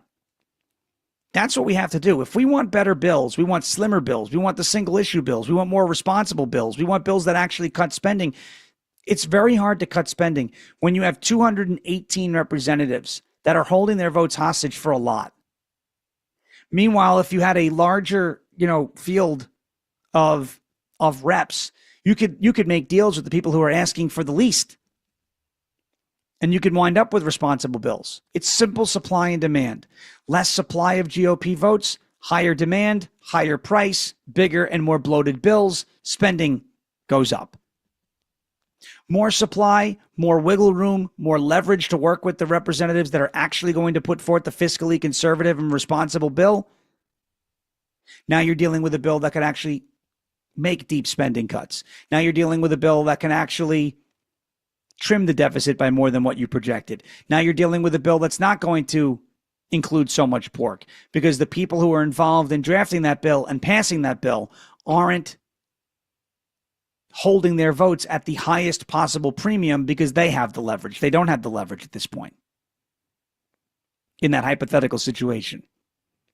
In the current situation, every representative in the House holds a ton of leverage because you either have to work with them or you've got to work with Hakeem Jeffries. And again, as much as I've been very tough on Mike Johnson, I give Mike Johnson and Tom Emmer and Steve Scalise and Representative, I think, McLaughlin. McLean, the conference chair, I believe is her name. I give them oodles of credit. And yes, I just used the term oodles. I give them loads of credit for working with members of their own caucus versus working with members of the Democrat caucus. That's the way it needs to be done. That's the way it needs to be done. Look, I get it if you're Thomas Massey. I get it if you're somebody who subscribes to his way of thinking. I totally understand it. I totally understand it. You don't want to be spending our country into oblivion. I don't want to be spending our country into oblivion. But it's at this point, it's like the same situation as, well, it's raining outside and I don't want to get wet. Well, there's really no way to avoid that. Okay? It's raining outside. You don't want to get wet and you don't have an umbrella. Look, let's face the facts. You're going to get soaked. So we also have to have realistic expectations. Look at the dynamic of the House. Look at the composition of the House and understand what we're working with and, base your expectations off of that. We're not dealing with an ideal situation in the House. We got the best that we can with the big, beautiful bill. And honestly, it's still really good. Okay? When you look at the tax cuts that are coming, when you look at the funding that's going to ICE, when you look at Planned Parenthood being defunded by $1 billion, I mean, there are some really good things in this bill. There are some things in this bill that I don't love. But I'm willing to take those lumps now so that the American people can benefit from these tax cuts permanently. Permanently. I think it's great. All right, when we come back, I want to talk about Massey and expose, I believe, fraudulence and his lack of principles. And we'll continue talking big, beautiful bill. We'll get to some cuts from Mike Johnson, Hakeem Jeffries, all the happenings on Capitol Hill over the last couple of days, leading to the passage and the signing that will officially take place at 5 p.m. Eastern time today. It is Independence Day on 1210 WPHT. 249 years ago in your city, the Declaration of Independence was signed. 249 years later, you got to listen to me on your airwaves. Who's got it better than you? Nobody, to quote the great Jim Harbaugh. All right, thank you for putting up with me thus far. We'll be right back on 1210 WPHT. Sean Farish filling in and taking you till 10 o'clock in the morning on this Independence Day. We'll be right back after this. Hey, this is Larry Stitus with Investor Schooling. How many times are you going to listen to my voice before you finally go to investorschooling.com? I can't believe you haven't signed up for a class yet. You're going to learn real estate investing. You're going to learn stock options trading. You're going to learn things about money that you didn't even know existed. Go to investorschooling.com right now. Oh my goodness. This Thursday, investorschooling.com, and take that free class. See you there.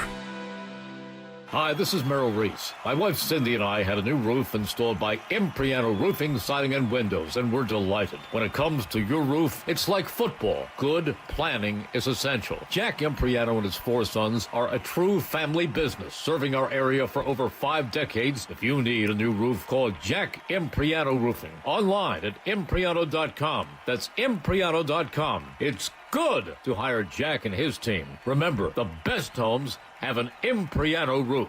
Hey, it's Nick Kayal here with exciting news from my friends at the Piazza Auto Group. Acura has just been named America's Best Value Luxury Brand in Kelley Blue Book's 2025 Consumer Choice Awards. That means top performance, cutting-edge tech, and unmistakable style, all with long-term value you can trust. From the sporty Integra to the all-new ADX and dynamic MDX, Acura delivers more for your drive and your dollar. Visit Piazza Acura in Ardmore, Reading, or Westchester, or shop online at piazzaacura.com. When someone's AC is on the fritz or drains are just not draining at all, like at all, Horizon Services never asks, how soon do you need it fixed? You know why? Because no one in recorded history has ever said, oh, take your time, just whenever you can get to it. We just assume how fast can you get here will always be the answer. So Horizon will be there same day, and we won't leave until you're 100% satisfied. See? Sometimes it's good to assume. It gets your AC fixed fast. Book today at horizonservices.com. Chronic pain, cancer, fatigue. Find out about the benefits of medical hydration therapy on Health Watch with Dr. Molly Fantasia every Sunday morning at 8 on Talk Radio 1210 WPHT.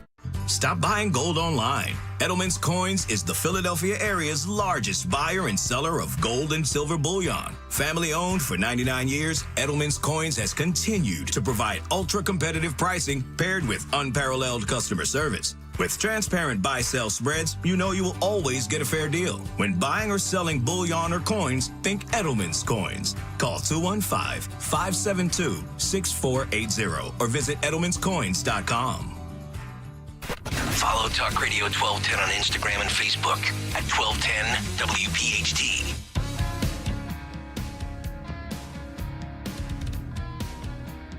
And welcome back here on this Independence Day 2025, 7:40 in the morning here on 1210 WPHT, wrapping up hour 2 as we celebrate the 249th birthday of our great country and the passage of the big, beautiful bill, all of Donald Trump's wins. Sean Farish here with you until 10 a.m. Eastern Time. right here on 1210 WPHT, broadcasting out of Philadelphia, where 249 years ago today, the Declaration of Independence was signed. The American dream is still alive. I've always loved radio, and now I get to do live radio, 4 straight hours of it with you on the airwaves of the city where the Declaration was signed on its 249th birthday. Sitting in front of a backdrop of a Betsy Ross flag. If you're watching on youtube.com/1210 WPHT.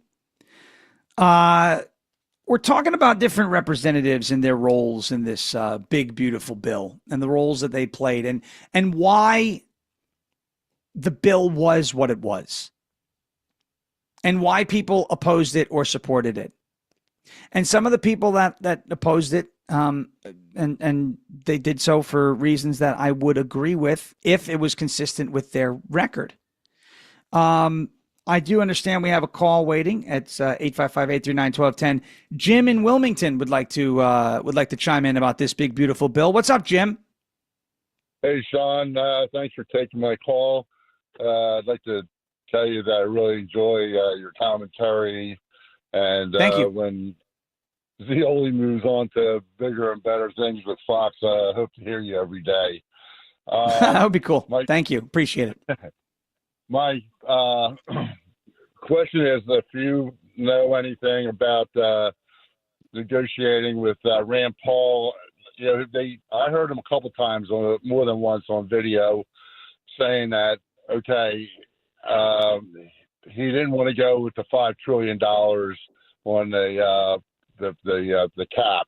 So, but his, I thought, was a reasonable solution. Like, how about if we go $2 trillion and, you know, readdress and see how we're doing in 3 months or whatever, which seemed like it would be a lot more reasonable than how we caved into Murkowski. Alaska, you know, their citizens, they get, you know, money from oil revenues every year, and like that caving into Murkowski just spent like billions of dollars, which I don't think they need to do. Well, and that's a good question. And so Jim, Rand Paul is one of my favorite senators. I know it's not a popular thing to say as a MAGA supporter these days because of his stances on tariffs. I don't think, and I disagree with him on his stances on tariffs, but you know, when it comes to his philosophy and his principles, we talk about that a lot. I think we would be in a better financial situation in our country if more people thought like Rand Paul and less people thought like Lisa Murkowski, for example. Why did the debt ceiling have to be kicked up by $5 trillion, and why did we go the route of Murkowski?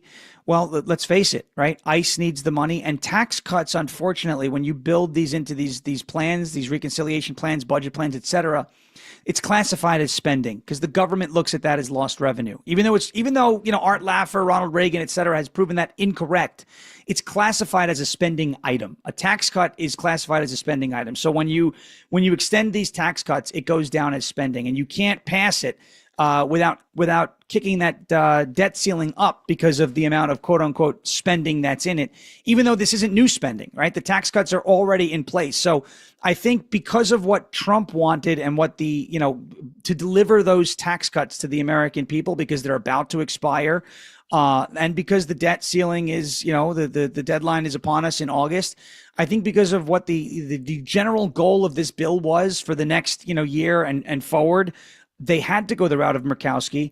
The other idea would be, and the fair question would be, well, include the tax cuts, include the border wall, include the funding for ICE, and cut the rest of the spending out. But now you're dealing with people in the House, as we mentioned last segment, holding their vote hostage at a higher premium, asking for all of these different things, or the bill doesn't get the support. So it was like the composition of the House, the razor-thin majority, essentially forced the Senate to have to go the route of Lisa Murkowski because a $2 trillion, as crazy as this sound, increase in the debt ceiling just wasn't going to be enough, and it led them away from Rand Paul, if that makes sense. I just thought that Rand Paul said that, okay, if he could buy into raising it $2 trillion and addressing it at, a time down the road, which I'm a fan of Rand Paul, and Me he's too. obviously very intelligent, and he's a man of principle. I think we need those type of people, even if you don't agree with them. But I just thought that instead of caving into Murkowski, if there was any other reason other than the raising the debt ceiling, if that was his only other main reason for not voting for the big bill.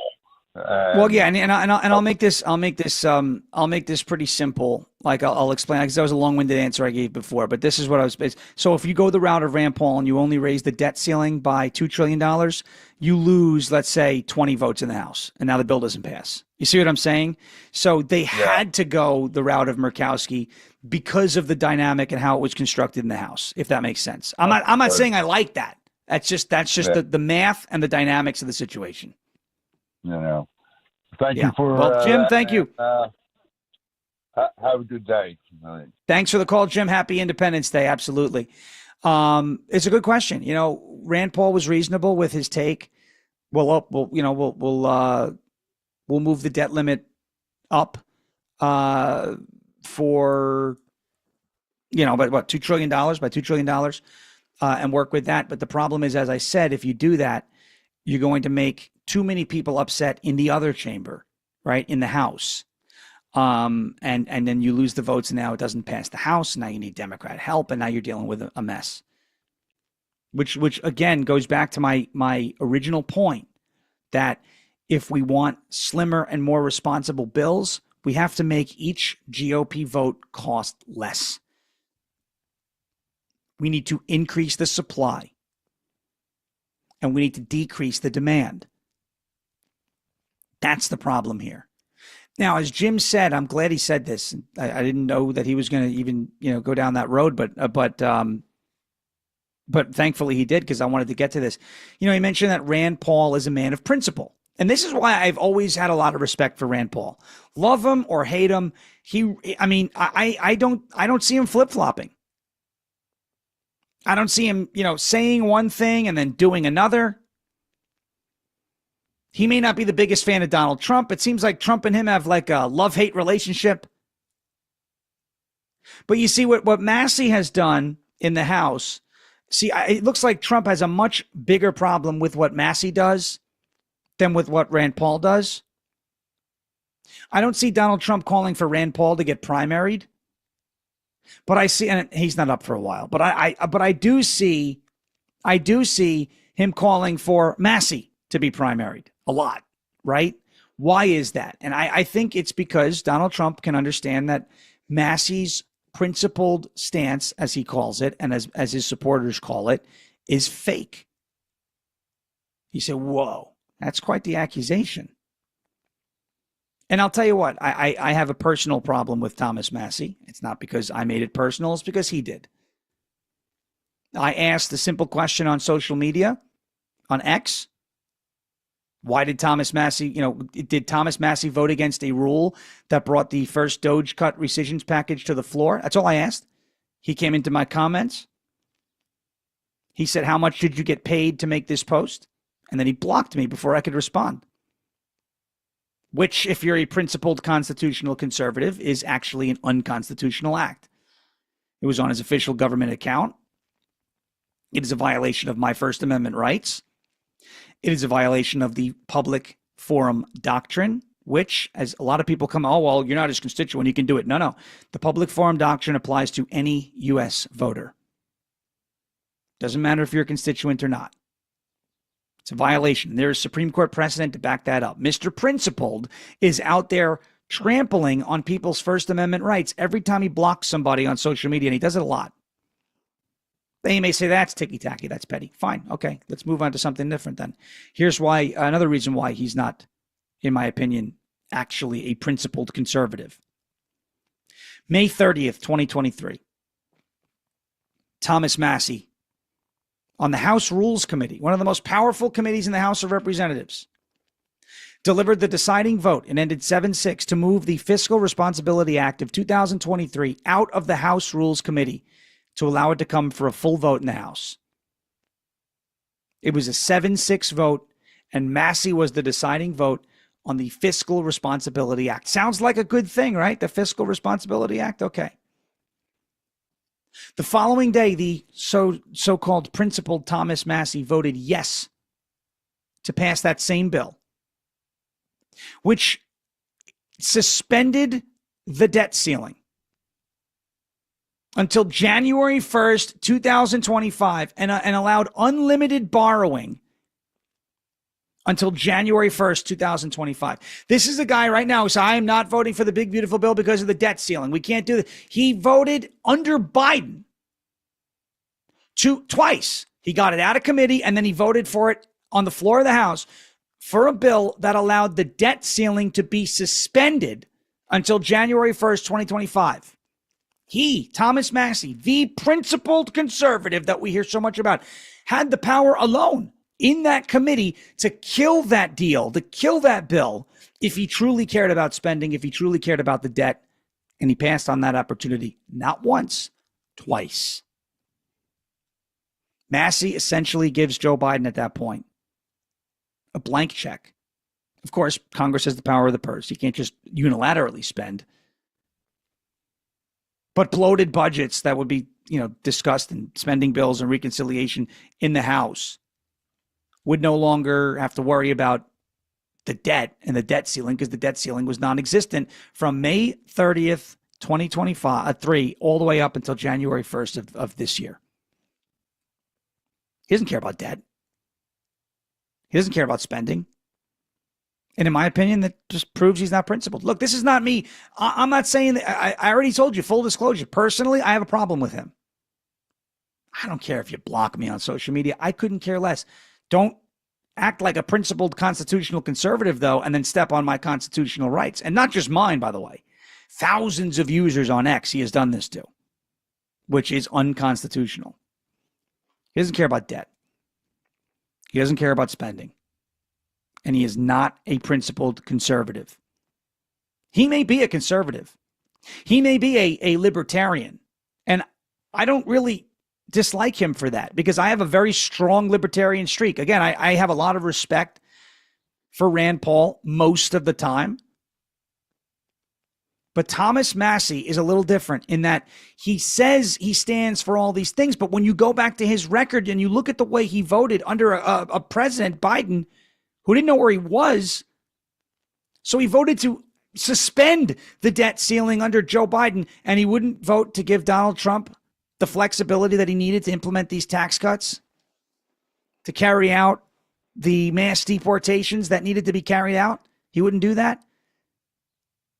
It's a little bit more than just, I don't like spending, I don't like the debt. It's a lot about, I don't like Donald Trump. And you don't have to love Donald Trump, but you're not there in that position, representing your interests about Donald Trump. You're there representing the interests of your constituents. And again, as per recent polling, Kaplan Strategies, okay, small sample size, it's early. Donald Trump in Kentucky's 4th Congressional District has an 89% approval rating.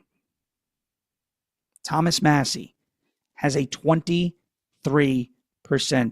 approval rating in his own district.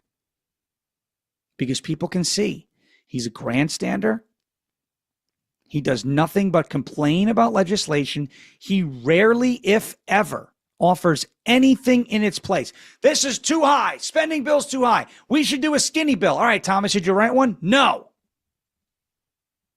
Okay.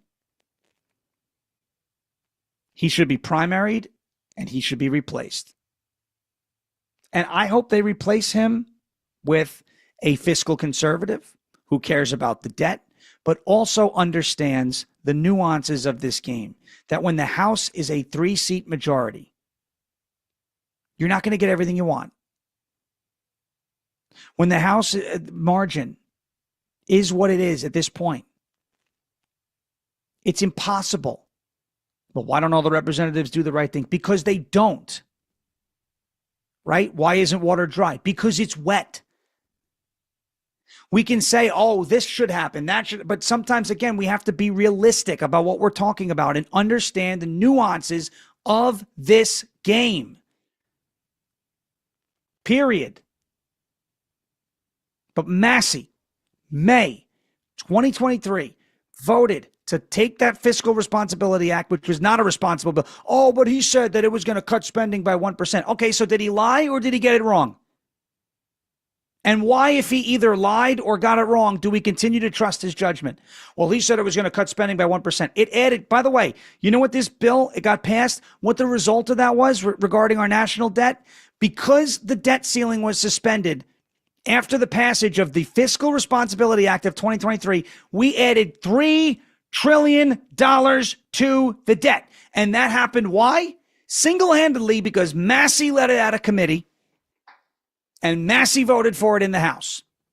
Well, he said it was going to cut spending. Well, he was wrong. So either he lied to you or his judgment is not worth trusting in the future. Pick one. Neither are good options. You want to say he got played? You want to say people lied to him? You want to say, they told him he was going to get what he wanted and then they didn't and it was a bait and switch? Then you're dealing with a guy who gets played. You're dealing with a guy who will hear something that sounds good and make a decision based off of how he feels and not what the repercussions are in the future because it makes him look good and it settles his nerves. No. Because this bill was passed, the Fiscal Responsibility Act of 2023, it resulted in the suspension of the debt ceiling, resulted in $3 trillion being added to the debt. And why was that bill able to come to a vote in the House? Because Thomas Massey let it out of committee. You could look this up. You could look this all up. It's all public record. He was the deciding vote 7-6 in the House Rules Committee. He breathed life into this bill that wound up resulting in $3 trillion being added to the national debt under Joe Biden because it suspended the debt ceiling. And yet on the big, beautiful bill that was offering tax cuts to everybody who is listening to this right now, on average $1,700 in savings in taxes, Massey said, no, it's not about principles. It's about Trump. This guy's got TDS. This guy's a phony. He is a fake, and he deserves to be primaried and replaced. All right, we're wrapping up hour 2. We'll be back off. Whoa. Wow, let's do that one over again. I said true internet sharper pressure. We will be back to kick off hour 3 here on 1210 WPHT. Join the conversation at 855-839-1210. We're going to get to some cuts from Mike Johnson as we go down down memory lane from yesterday and the last couple of weeks as the passage of the big, beautiful bill is now official. It'll be signed today, 5 p.m. Eastern time. We're back here on 1210 WPHT to kick off hour 3. Sean Farage with you until 10 o'clock in the morning. Don't go anywhere. We're back after this.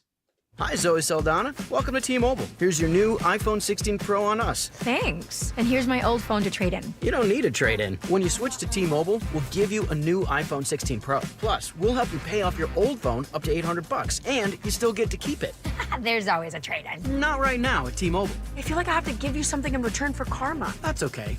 I don't really have much in my purse. Oh, let's see. Hand sanitizer. It's lavender. I'm good. Seriously. Let me check this pocket. Oh, mints?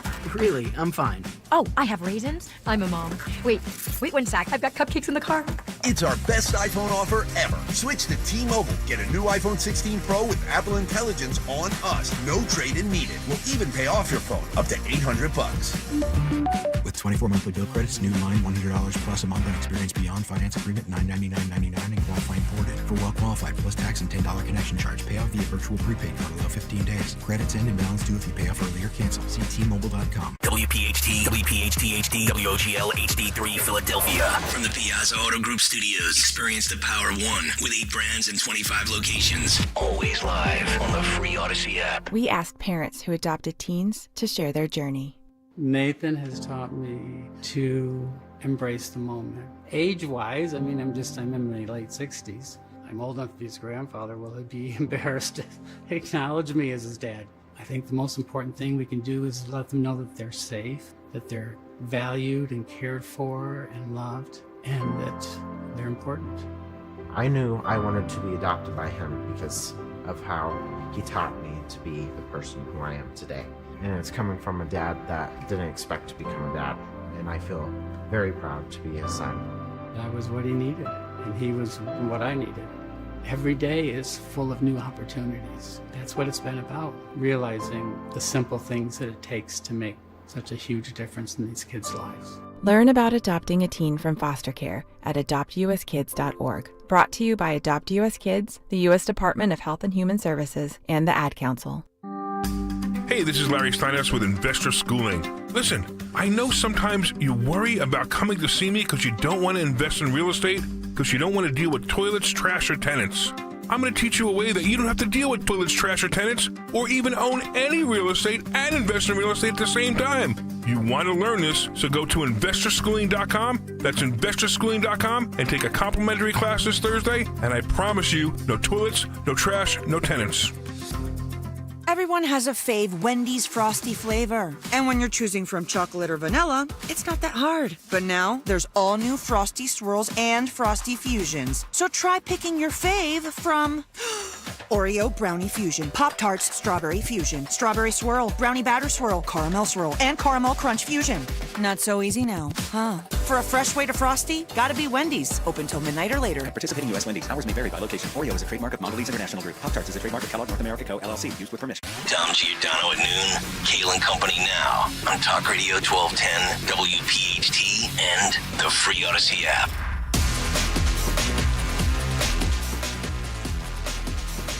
Welcome back. Hour 3 here on the great airwaves of 1210 WPHT, Philadelphia, 249 years ago on a hot, humid, muggy day, the place known as Independence Hall.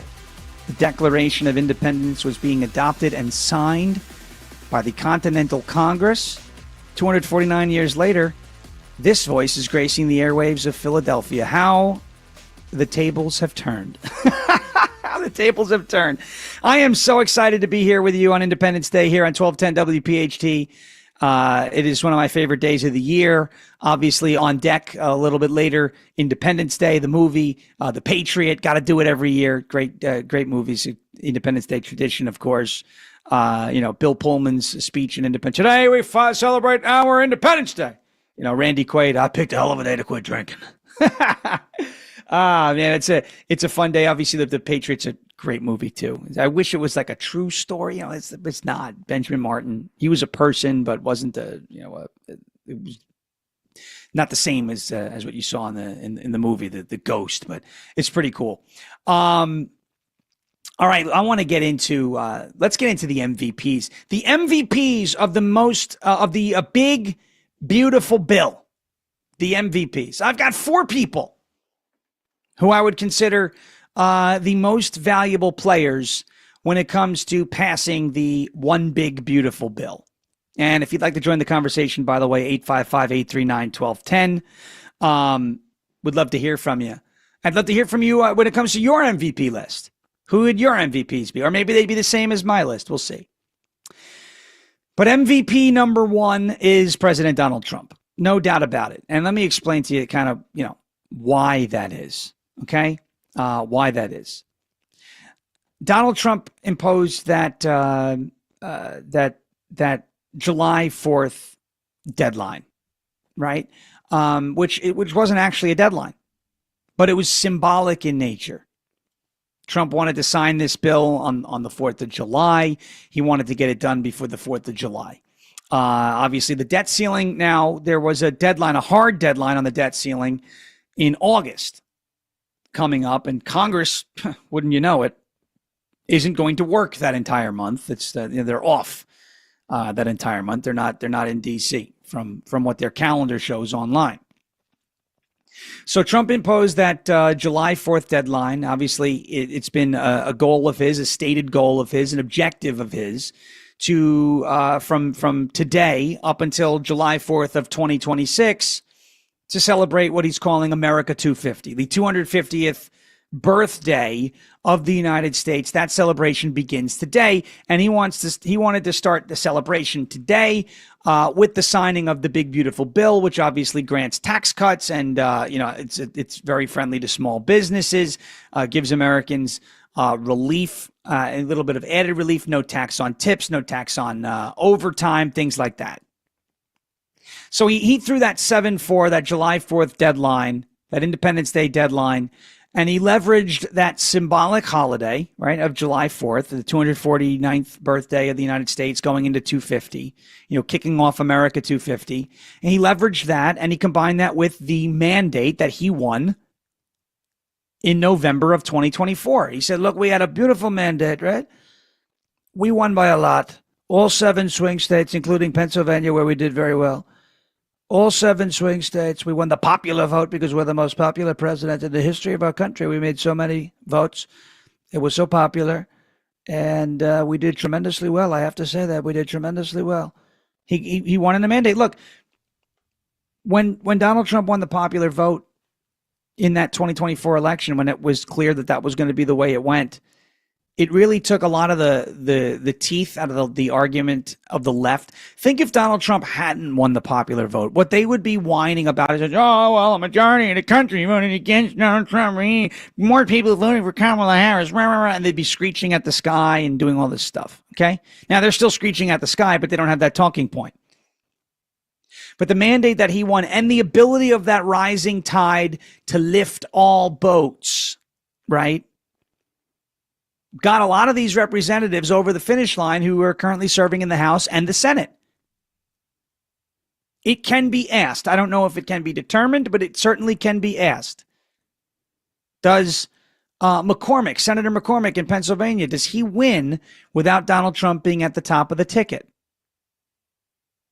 I don't know. I think that's a valid question, right? For example. And there are a lot of those examples, again, across the country.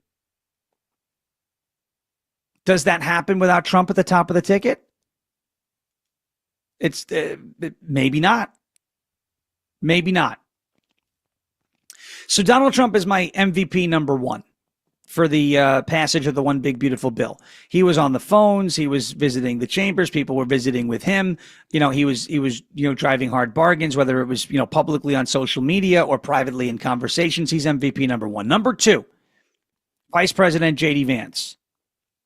Because Vice President J.D. Vance fully took advantage of his position as the president of the Senate. That's his constitutionally, given position, president of the Senate. And, this was one of the reasons why I was very supportive of J.D. Vance becoming the VP. And that call seems to be at least, 6 months in, nearly 6 months in, looks to be, far and away, it was the best choice that Donald Trump could have made. The only negative I had was, well, Trump was going to win Ohio anyway. But to have a guy like Vance be your vice president, who is coming out of the Senate, fresh out of the Senate. He knows those people. He knows the dynamic. He knows what each one of those members care about the most. Gave Trump the opportunity. You get that guy as your VP. He now goes into the Senate in the middle of these negotiations and is lobbying with people and is leveraging, power, and he's really pulling strings, pulling levers, and moving things along. He did more, I would say, in the Senate than John Thune did. At least that's what it looks like, right? Could you argue that? J.D. Vance, because of what he did in the Senate, not just casting the tie-breaking vote, that's just casting a vote, but whipping votes, keeping the caucus together, being the leader that John Thune looked like he wasn't being. Now, did John Thune do a terrible job? I wouldn't say he did a terrible job.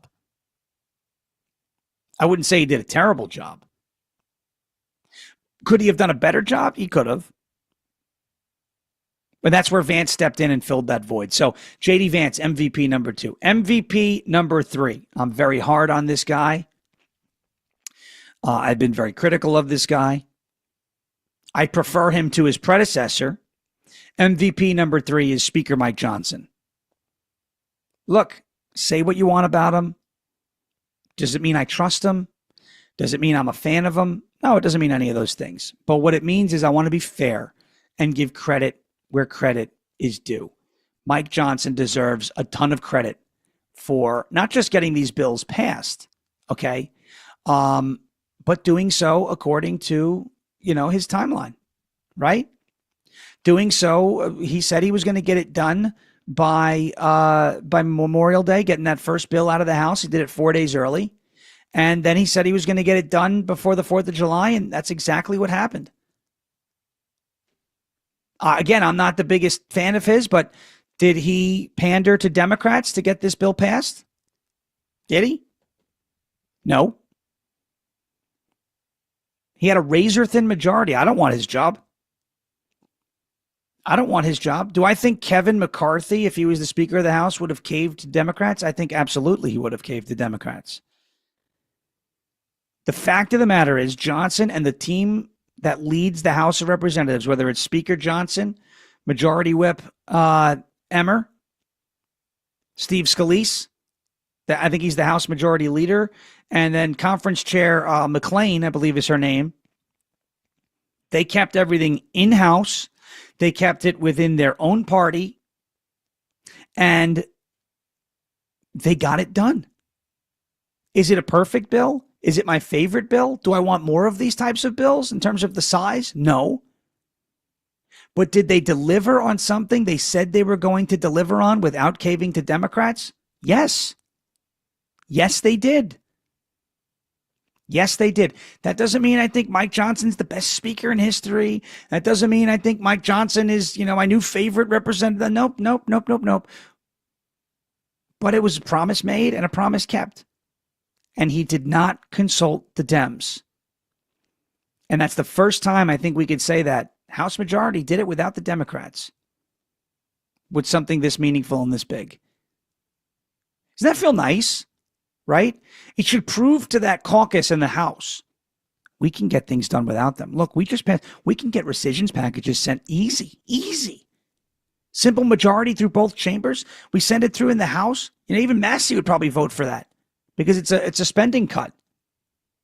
Those rescissions packages, the White House can send as many as he wants out to the House to cut spending and start putting those DOGE cuts into effect because those are discretionary spending items which can't be addressed in a reconciliation bill. It still only needs a simple majority in the House and Senate. The House just proved they can move legislation without the Dems. You see that catch? They can move legislation through their chamber without the Democrats. That is proof. It's like the first time you're learning how to ride a bike and you realize, I'm not going to fall. I can ride this thing and not fall. I can ride a bike. Right? Now they can feel comfortable, say, you know what? Let's just copy. And it's going to be easier to move rescissions through. Let's just copy and paste that same thing. F the Dems. Who cares? Should prove to them, should be an empowering moment for them. And I say again, I give Mike Johnson a ton of credit. He didn't cave. And he got it done, and he got it done on time. So MVP number 1 is Donald Trump. MVP number 2 is J.D. Vance. MVP number 3 is Mike Johnson. And MVP number 4 is Hakeem Jeffries. I had to give him MVP number 4. Hakeem Jeffries. So you got the gold medal is Trump, the silver medal is J.D. Vance, the bronze medal is Mike Johnson. They're on the podium. We give Hakeem Jeffries the tinfoil medal. He is MVP number 4. He gave that long, drawn out, quote unquote, record-setting speech. But he definitely became the most hated man in that chamber.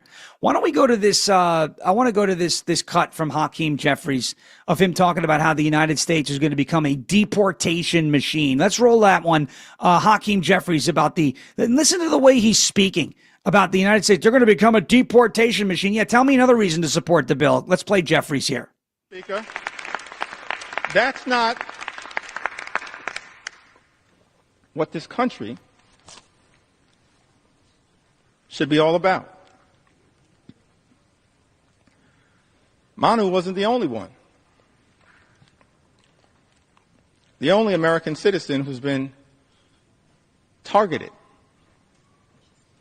by the deportation machine, a deportation machine that will be unleashed on steroids by this one big ugly bill. We know that, in fact, is the case. That's not hyperbole. Sorry, sounds good to me. A deportation machine on steroids.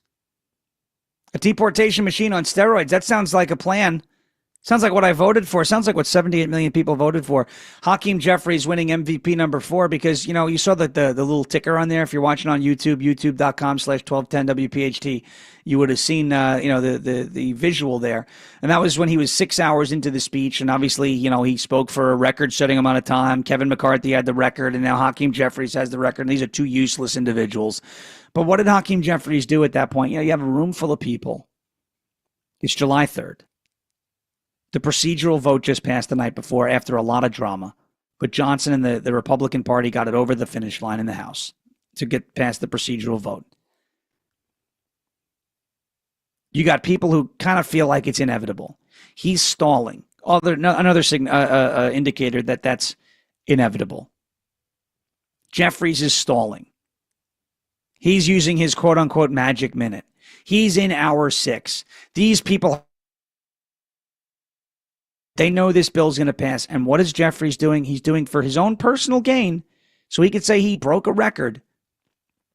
He's doing this long, drawn out, obnoxious speech when a lot of the people in his party probably just wanted to go home. Right?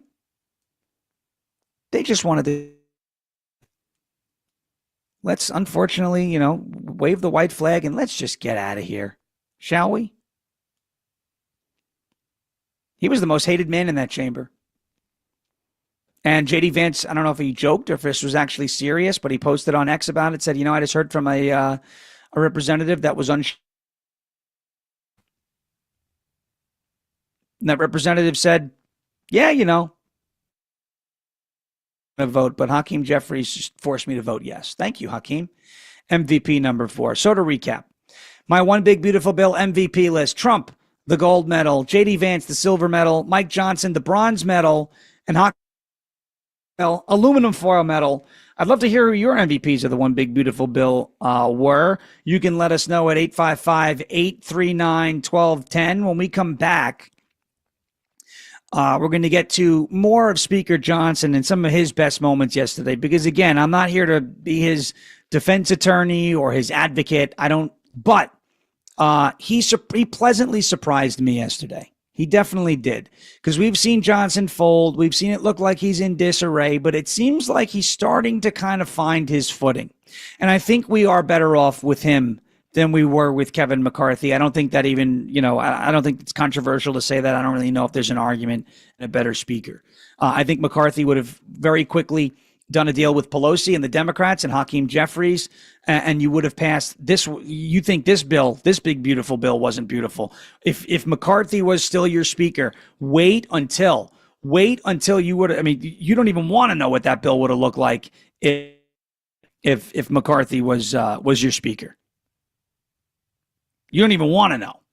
So when we come back, we're going to get into that. We're going to get into Mike Johnson's tactics. They were phenomenal tactics, I think.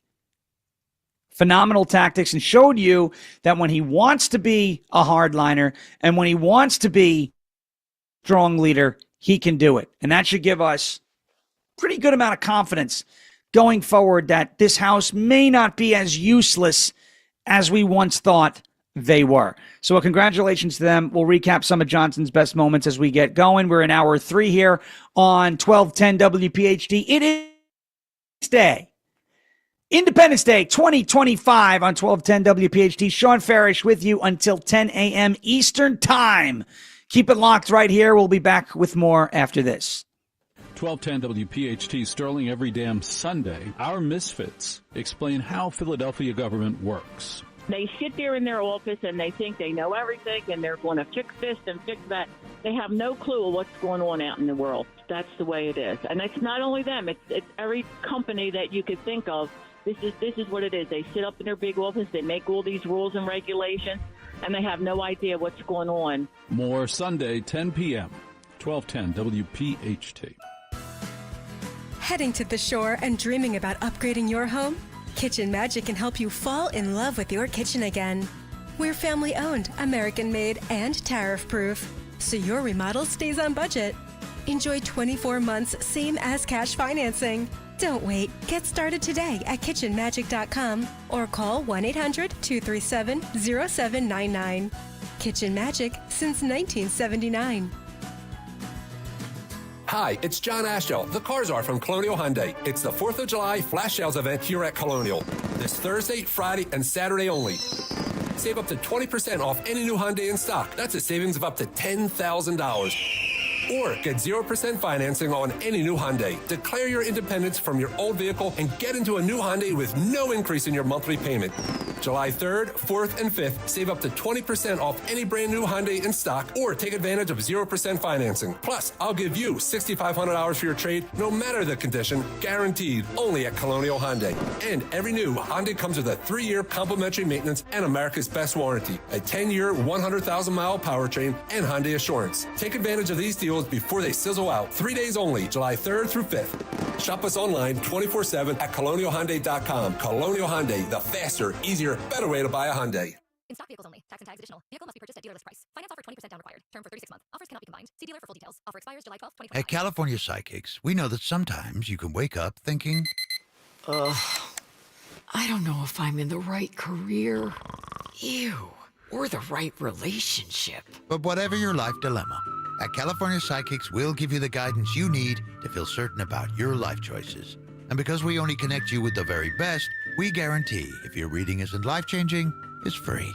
California Psychics. Call 1-800-PREDICT today and get 20 minutes for just $20. I'm Ed Evans, CEO of Consumer Cellular. No, we're not one of the big guys. Truth is, we don't want to be. If you're over 50, Big Wireless probably has you paying for more data than you might need. You could be throwing away thousands over a lifetime. We're not here to be the biggest. We're here to bring you something we believe is better. Our plans start at just $20. You'll get the same fast nationwide coverage without the big wireless bill. Call 1-888-FREEDOM, visit consumercellular.com/facts or a store near you. Plans include $5 credit for auto pay and e-billing. See site for additional facts. Hey, Hatboro.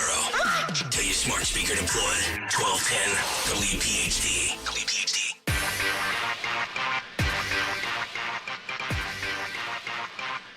All right, welcome back here, 1210 WPHT, Independence Day 2025, 49th birthday to the United States of America. 249 years ago in this very city. I'm not currently in the city, but the airwaves that we are broadcasting on. The Declaration of Independence signed 249 years ago today in the city of brotherly love. As much crap as I give the city of Philadelphia all the time, you know what? Yeah, maybe not so bad. We'll let it slide today. We'll let it slide. We'll let that whole hoagie thing slide today. All right. We just talked about my 4 MVPs. Trump, Vance, Johnson, Jeffries on the passage. You can join the conversation at 855-839-1210, 855-839-1210. We do have a caller on the line. Wants to talk about, I think, Brian Fitzpatrick and that whole situation. Let's go to Jim in Willow Grove. What's up, Jim? Well, I'm very disappointed in Brian Fitzpatrick. He's certainly not his brother. If you recall, I forget, a number of years ago, he was one of the votes for Biden to get his bill passed on a holiday weekend. I think, again, one of 3 or 4 Republicans that were turncoats, in my opinion, and how he got, reelected is beyond me. But he is your MVP, as in Tom, most vicious traitor to me, to the whole situation. I live in Montgomery County, and he certainly will not get my vote ever again. And I will do anything I can to make sure he's not reelected. Or I don't get it. Ukraine was his reason, and maybe we should send him over to Ukraine, in my opinion. And I just wanted to state that because I was really heartbroken that he didn't stand united with the other 200 and whatever people. So that's what I have to say. And I'm sorry. No, I said, no, thank you. I'm happy you were, I'm glad you were venting those concerns about Brian Fitzpatrick, and I hope that you and many people like you can mount a coalition and find a viable candidate who can defeat him in the primary. And right, the Ukraine thing has been a very unpopular item. Really since I would say after 12 months of that war, people said, all right, it's time to stop. And the fact that he put Ukraine funding ahead of giving his constituents like you, okay, tax cut, a greater priority than Jim from Willow Grove or Kevin in Bucks County.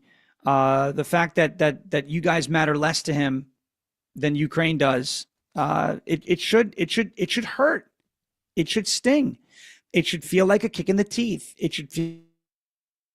You talk about MVP, most vicious traitor. You know what? I don't disagree with the characterization there with regards to this vote. Again, it's not personal with me and Brian Fitzpatrick. I don't know him. I've never met him. From what I understand, or from what could be true, he could be a very nice guy, but he's not representing Ukraine. Is not his constituents. Period. And it sounds to me, based off of some of the calls that we got this morning, that his constituents are very upset with the way he just voted. And I don't blame them. I would. Now, being upset isn't the end all be all. As Jim from Willow Grove just said, he's going to do everything in his power to try and cleanse the district politically of Brian Fitzpatrick. It's be easy. It's not going to be easy. But can it be done? Yeah, it can be done. But it's going to take a lot. All right, breaking news, by the way. Federal judge has just ruled that Donald Trump must undeclare independence from Great Britain. So there you go. There's some breaking. I'm just kidding. For those of you driving and listening, what the heck? What? A federal judge said what? Yeah, we're back. We're British subjects again. I'm just kidding. Federal judge ruling Donald Trump must undeclare independence from Great Britain. That one queued up yesterday. And I had it automatically post 25 minutes ago on my X. So if you're following on X at Sean _FARASH, I tend to have a lot of fun there. A lot of people tend to get a little upset sometimes, but I tend to have a little bit of fun there. Federal judge rules Trump must undeclare independence from Great Britain. Would you be surprised if it happened? No. I wouldn't be surprised if it happened. All right, Speaker Johnson. We talked about Brian Fitzpatrick, and he was one of the, no votes that Speaker Johnson had to deal with over the course of the last couple of days. And citing Ukraine as a concern, obviously not popular with his constituents, not popular with people across the country, not popular with House leadership. But I want to keep going on with Speaker Johnson here, because Johnson showed up in a big way. He showed up, period. He pulled a Pelosi on Wednesday night. Wednesday night, I was prepping my morning show and watching the drama that was unfolding on Capitol Hill. I jumped into a few X spaces to get some updates and to commentate on some of it, and texting back and forth with several people about the developments and what was going on in the House on Wednesday night. And there were a lot of people who expressed, a lot of doubt that this was going to get done before July 4th on Wednesday night, watching it was 207 yes votes and there was 12 no votes or whatever, and whatever it was. It was 207 and five no votes, which is 212, and then 8 people who hadn't voted yet. And, how long is this going to take? And the vote has been open for hours, and this looks like the same old with the Republican Party, and it's going to drag on forever, and what's going to happen. Mike Johnson's not going to have the votes, and then he's going to have to go to the Democrats and cave to them and work on a new, and it's not going to happen by July 4th. The July 4th is going to be ruined, and this whole thing. But you know what? Mike Johnson, to his credit, and again, I can't say this enough. I'm not the biggest fan of this guy, but to his credit, he left that vote open. He sat in his office, met with a bunch of representatives, gave them time, and he used the leverage that Donald Trump gave him. He said, "Look, Trump wants this done by the 4th. We're getting it done by the 4th. You will come around, right? It was like Jedi mind trick. These aren't the droids that you're looking for. You will vote for this. Take your time, weigh your options, but you really only have one option. We're getting this bill passed. So he left that vote open on Wednesday night, confident that the holdouts would eventually cross over and vote yes. Whether it was through negotiation, whether it was because they had time to read the entire bill, whether it was because Donald Trump reached out to him, whether it was because he met with Johnson in the speaker's office, whatever these people were doing, he had confidence that he was going to get through that procedural vote. And once they got through that procedural vote, that was it. They were going to pass that bill on the 3rd of July. He played this like Nancy Pelosi. And as much as I don't like Nancy Pelosi, her politics, as a tactician, as a strategist, as somebody who is, on her level of effectiveness, much to my dismay, she's great at what she does. You want to say maybe she's a little past Nancy Pelosi is a little past her prime. Yes. Yeah, she's a little different. She can't stand up. She has a hard time speaking. Her teeth usually come out of her mouth, right? Nancy Pelosi.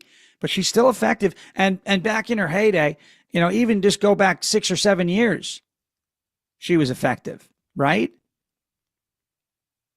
But Johnson pulled a Pelosi. Nancy Pelosi's ruthless. I don't like talking nicely about Nancy Pelosi. Just like as a Jet fan, I don't like talking positively about Tom Brady. But I can't say that Tom Brady was a bad quarterback. Did he beat up my team, the Jets? Yes. Thankfully, it wasn't exclusive. He beat up really the whole NFL. But I can't look at Tom Brady and say, that's a bad quarterback. We could take our shots. Okay, Deflategate, whatever. Okay, Belichick with Spygate. But Tom Brady is a proven winner. He's one of the best to ever play the game. It screwed up my team, just like Pelosi. As a tactician, as a strategist, as somebody who could execute and deliver results, she's one of the best. She was one of the best. I mean, she even got a sitting president to drop out of an election. Think about that. I'm sorry, Phil, by the way, for talking positive about Brady. I know that's not something you wanted to hear on Independence Day. I won't do it again, I promise. My brother in suffering, fellow New York Jets fan. But Mike Johnson pulled a Nancy Pelosi yesterday, or Wednesday night. He kept that vote open, and he leveraged the deadline, arbitrary deadline, that Donald Trump set, July 4th. We're getting this done by July 4th. You'll come around. You could tell me all up and down that you're a no. You'll be a yes. You'll come around. And that's exactly what happened. He left that vote open, and he ran out the clock on his party. It's shrewd. It was cunning. It was bold. But most importantly, it was effective. And he didn't do two things with that. Number one, he did not cave to the Democrats. I can't understate that enough. Oh, not understate. I can't overstate that enough. I can't say it enough. You can't understate it at all. Mike Johnson did not cave to the Democrats. Period. End of story. He did not make a deal with Hakeem Jeffries to pass Trump's bill. That would look awful. Say, oh my gosh, not only is this bill bad, now it's worse, and it's all because Trump wants to do big, beautiful, blah, blah, blah. No.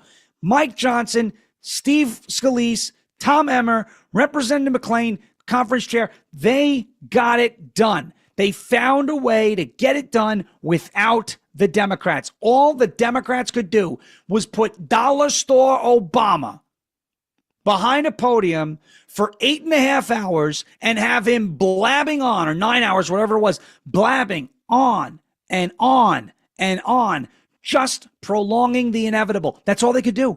That's all they got from this. All they got from this was, well, our House Minority Leader was bold and he broke a record and he spoke for 9 hours. Oh, wow. What did that do for the American people other than nothing? Nothing. You know what else they got from this? They got a record. that you can't defend. Not a single, listen, to those of you maybe listening right now, swing voters, moderate voters, fence sitters, thinking about 2026. Am I going to go Republican? Am I going to go Democrat? I just want you to listen to this. This is the truth. The big beautiful bill had an extension, a permanent extension of the Tax Cuts and Jobs Act of 2017, the tax cuts that were in that bill. The big beautiful bill made those tax cuts permanent. You just saved on average $1,700 annually because of what was passed yesterday. And not a single Democrat in the House or the Senate. In other words, none of the Democrat representatives that are going to show up on your ballot in 14 months? Not 14 months, 12, 16 months. None of the Democrats that are going to show up on your ballot in 16 months, none of them voted to give you the tax cut that Republicans just voted for. That's the truth. Not a single Democrat in the House, not a single Democrat in the Senate voted to give you that tax cut, voted to deport those illegal aliens that you voted for, that you voted to deport in 2024 in November. Not a single one. Don't you dare fill that ballot out for a Democrat. They just told you to go F yourself. They just spit in your face and then kicked you in the teeth and then kicked you in the nuts if you have nuts. That's what they did. Good luck running on that record, Dems.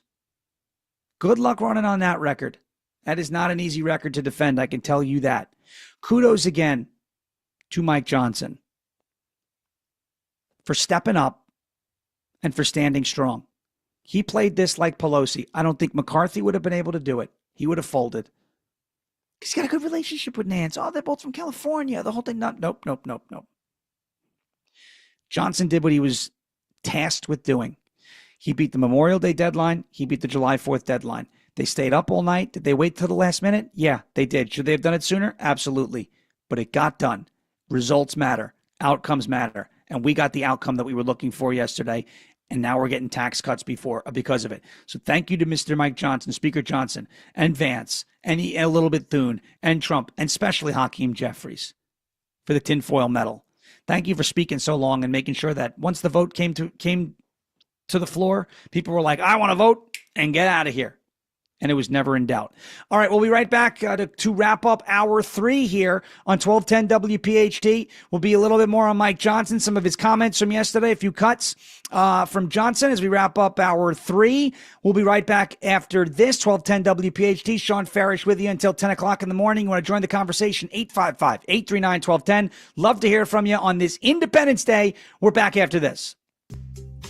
They don't make furniture like they used to, and that's exactly why Bucks County Estate Traders is your summer home upgrade destination. Now through July 7th during their 4th of July sale, take 20 to 50% off select items store-wide. Whether your style is classic, modern, rustic, or traditional, you'll find over 16,000 pieces of high-end furniture, from vintage treasures to designer showstoppers. We're talking about brands like Stickley, Baker, Henredon, and more. The kind of quality that lasts for generations at a fraction of retail prices. And unlike big box stores, if you see something you love, you could take it home the same day.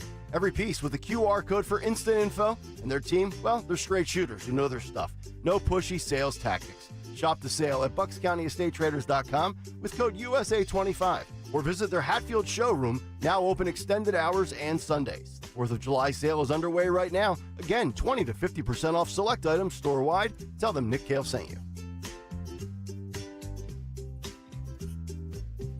Hey, Green Gobbler here. So you've got a clogged drain in your bathroom. Water in the sink's overstaying its welcome. You're spitting today's toothpaste on top of yesterday's toothpaste. You hope that it'd go away. Yeah, clogs don't just go away. I make them go away. I'm Green Gobbler, the only clog dissolver you need. I'm bleach-free, safe for your pipes, and I work. Guaranteed or your money back. Because I never met a clog that was gonna unclog itself. Green Gobbler. Let the gobbler get it. Here at the Almond Joy Factory, where tropical vibes abound, we use soft, fresh-tasting coconut. The crunchiest almonds and delicious chocolate candy. Ah, but do you know what our most important ingredient is? Sometimes you feel like a nut. Sometimes you don't. Almond Joy's got nuts and something even way better than that. Yes, Almond Joy is made with almonds and joy. There's a reason that potato chips don't come in a clear bag. There's only 8 chips in this bag. That's why. It's only about 2/3 full. The rest is air. It's a lot like opening up your 401k at retirement. You get about 2/3 of it, and the rest goes to Uncle Sam. Jim Cipriotti at the Retire Ready Financial Group can help. His tax mapping process can help forecast what your tax bill will be in the future, and that way you can build a strategy now to potentially decrease your tax bill in retirement. In other words, more for you and less for Uncle Sam. Call today for your complimentary retirement tax mapping report, 610-894-7415. That's 610-894-7415, or find them online at retirereadyfg.com. And get Uncle Sam's greedy hands out of your retirement. Hey, you've had enough. With a complimentary tax mapping report from Jim Cipriotti. Investment advisory services offered through Retire Ready Wealth Management, a registered investment advisor. Insurance and annuities offered through James V. Cipriotti, Retire Ready Financial Group, LLC, NPN number 2083768. Keep free speech alive. Follow 1210 WPHT on the free Odyssey app. Download it now.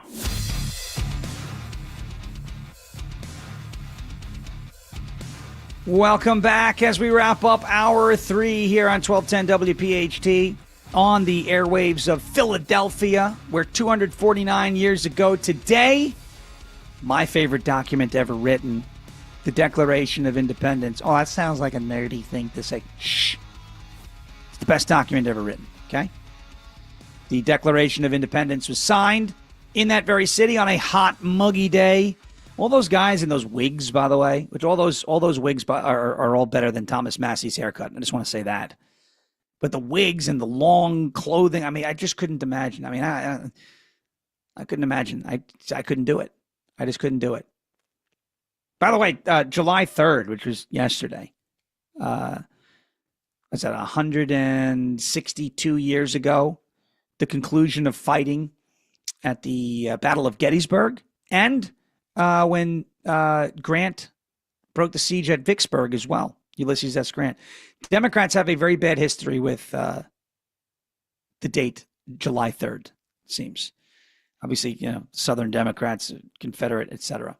But yeah, that's another Pennsylvania thing, right? Gettysburg. It's one of my favorite places in the country, by the way. And I know that Doug Mastriano is a big Gettysburg guy.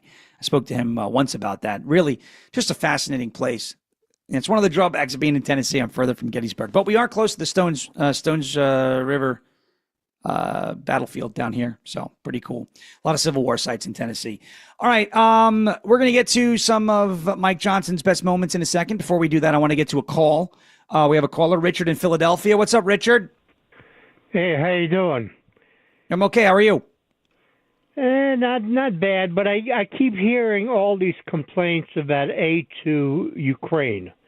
Yeah. And I don't know if people know a little bit of history. When the Soviet Union fell apart, Ukraine inherited 174 nukes, most of them on missiles. President Clinton, as the President of the United States, talked them into giving them up, which, by the way, they gave them up back to Russia, and with the assurance that the United States would help protect Ukraine. Here we are, 20, 30 years later, Russia invades Ukraine primarily because Ukrainian government, which was under the control of our, people running it basically, overturned the election in 2014 and started by what? The Maiden Revolution, yeah. Yep. Yeah, right. I mean, that was basically our neocons. That was a CIA, essentially. Yeah, a CIA operation almost. So the point, here's the point. We've been giving Israel aid since 1948. Under what premise?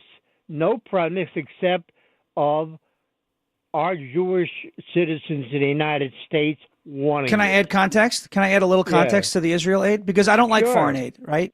And you have, Well, neither do I'm I, happy. but let's be honest. No, at least I get it. Ukraine was talked into it. No, but Russia I'm would going never to add a if little. they had the nukes. But I'm going to add a little What? context with regards to aid to Israel. And I'm not defending sending billions of dollars to a country. I'm going to add a little context because a lot of people bring up Israel, Ukraine, over this debate over foreign aid. And then I'll, let you finish your point. But Israel receives approximately about $10 billion annually from us. Okay, it's a lot of money. Sorry, so about $1 billion. No, it's not $10 a billion lot of over money compared to Ukraine. But it is. But they've been doing this but for annually, 45 we have been years. sending them a lot of. We've been sending them a lot of money. Okay, but what Israel does in response to that is they actually spend more with us in direct spending, weapons purchases, etc., than we give them. So our relationship with Israel is a relationship in which the United States usually, not all the time, but usually profits. Can we say the same for Ukraine? Let me ask you a question.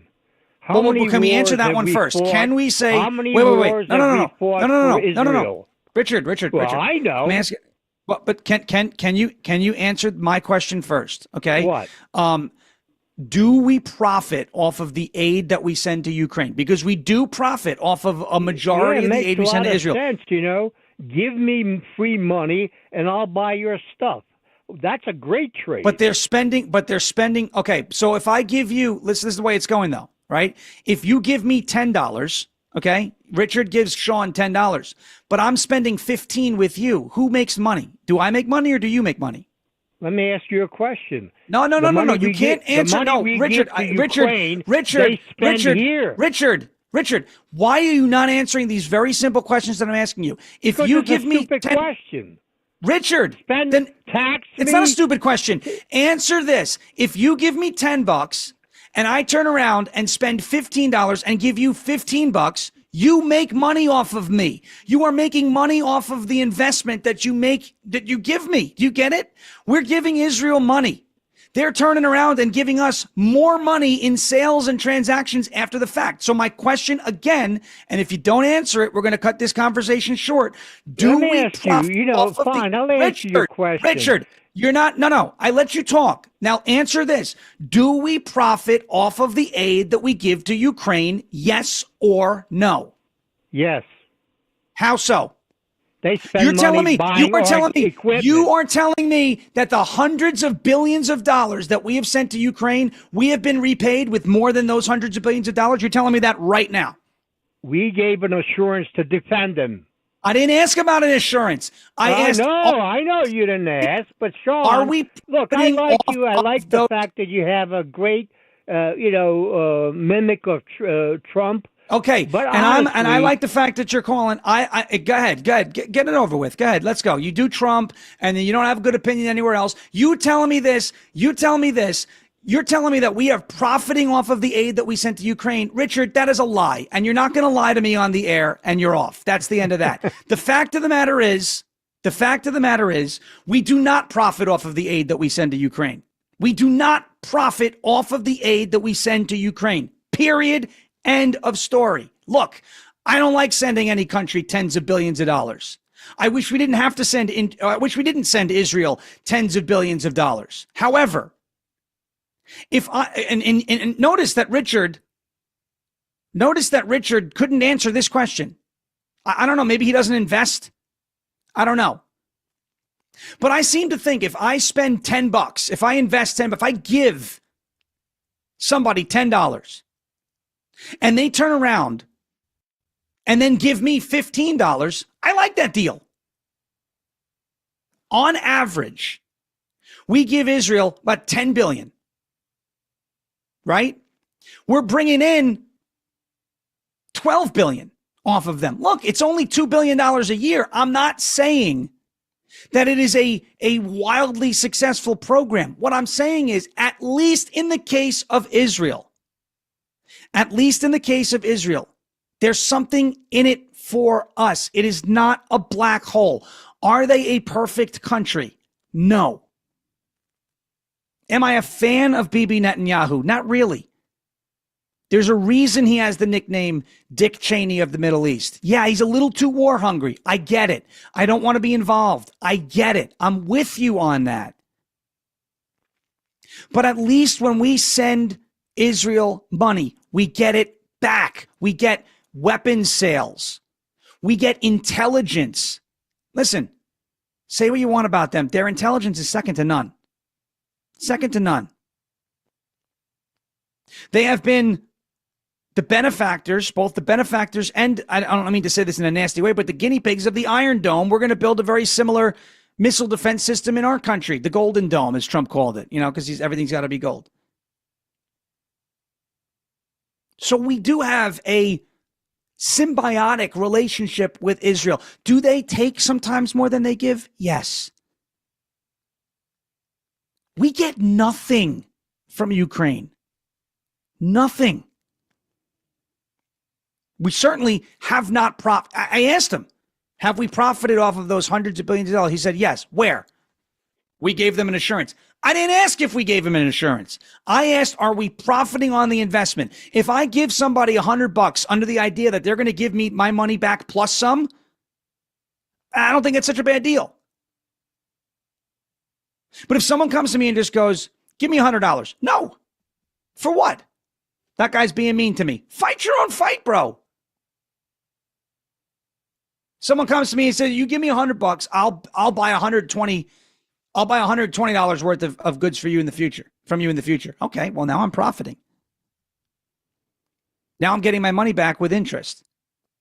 Now, because Israel is buying weapons from the United States, we're putting Americans to work to produce those weapons that we are now selling to Israel and profiting from. I don't know. Maybe the previous caller doesn't, work in the stock market, doesn't understand it. And you invest, if I invest $100 in Bitcoin and I pull out $120, that's a good deal. Making 1.1 plus on average from Israel per year. And by the way, even if there is a deficit, and I don't like trade deficits, but even if there is a deficit, and let's say we're sending, 15 billion and we're only getting 10 billion back. That's still a better situation than what's going on in Ukraine, because it's almost a 100% loss in Ukraine. We're subsidizing their freaking government. There's a clip of Biden last year or 2 years ago talking about how we have to send money to Ukraine for their pensions. It's not even close to the same relationship. Well, Clinton gave an assurance. Well, Clinton's not the president anymore. Donald Trump is. And he's tried to make deals with Zelensky. And Zelensky threw a temper tantrum in the White House. Got to give me a break with that. You got to give me a break with that. We are not profiting off of anything we sent to Ukraine. If we were, I wouldn't be so passionate about doing it. I don't think anybody would. Well, people maybe, but we're not profiting off. If we were profiting off of it, it's generally a good thing. We're not profiting off of it. It's not the same as what we do with Israel. Not even close. Not even close. And that's one of my favorites. Oh, you do a decent Trump, but everything else, you don't know what you're talking about. But you couldn't answer a question. Couldn't answer the question. If you give me $10 and I turn around and then buy $15 worth of goods off of you, you are making money off of me, off of my investment, off of that partnership. Ukraine's not doing that for us. Sorry. They're not. I don't know if that was, Brian Fitzpatrick's defense attorney or what. Do I deny that Russia is the aggressor? No, I'm not going to deny that. Russia invaded Ukraine, for sure. I'm not denying that. Do I like Putin? And do I trust Vladimir Putin? I don't trust Vladimir Putin. He's a KGB thug. I don't trust him. Okay, but does that mean I have to prop up that I want American taxpayers to continue funding the pensions, the lifestyles of the Ukrainian government? I'm looking at the YouTube chat. Mike K says, yeah, some of the people in our government are profiting off of Ukraine. Great point. Mike K in the YouTube chat. Great point. Yeah, that's why the money's going out to Ukraine. You got people like Lindsey Graham, folks in there that are, tied to the hip, to the military industrial complex. And it doesn't matter if the weapons are being purchased by Ukraine or by the taxpayer, essentially. The weapons are being produced. Those defense contractors are staying in business. So Lindsey Graham is happy. The folks who are involved with Raytheon are happy. And nothing against those contractors, but, they're happy. They're taken care of. At least let another country pay for it. Why do I have to pay for it? Because Bill Clinton said something? And we have a new president now? And it's not our constitutional duty to send money to Israel either. But again, at least they give us something in return. What is Ukraine giving us in return? I haven't heard anything yet. That's why Trump is trying to do a rare earth minerals deal. At least we'll get something from this relationship. It's a one-way street right now. It's like that song by The Offspring, She sits on her, he works his hands to the bone. We got to look at Ukraine and say, no, why don't you get a job? I've been listening to a lot of The Offspring lately. My wife and I listened to Smash, the entire album, on our 40-minute drive home yesterday because it's such a quick album. It's a really good one. All right, we are going to get into. Oh my gosh, we're already into the going to get into the fourth and final hour coming up next, right here on 1210 WPHT. You want to join our conversation? 855-839-1210. We have had 7 different callers this morning. And I appreciate talking to each and every one of you. It really makes doing this a lot of fun. It's fun regardless, but I love talking to you, love having these conversations. We'll get to Mike Johnson's greatest hits to start hour 4 and the passage of the Big Beautiful Bill. It's Independence Day on 1210 WPHT. Right back after this. Okay, so the quantum network protocol is optimized, the microservices are containerized, and I just ran a multi-threaded diagnostic. Yeah, that was a lot of words. So my email won't keep crashing anymore, right? Only if you try to send an attachment larger than 2 petabytes, but no promises. Gilbert, did you just use petabytes in a sentence? I know, right? Hey, IT Twins, is it fixed or what? That's what we just said.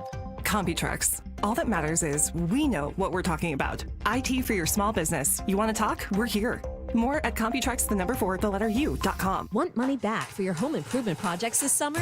Call CNC Heating and Air Conditioning, your York certified comfort experts. Family owned and operated, serving Montgomery and Bucks counties for over 50 years. With 24/7 service and trained technicians, CNC will make sure your system is running efficiently all summer long. Refer a friend, and if they purchase a new full HVAC system, you both receive money back as a thank you for supporting our family owned business. Schedule an estimate today at cc-hvac.com/referral. WPHT, WPHT HD, WOGL HD3 Philadelphia. From the Piazza Premium Automobile Studios, powering your drive with 10 brands and 20 locations. Always live on the free Odyssey app. We asked parents who adopted teens to share their journey.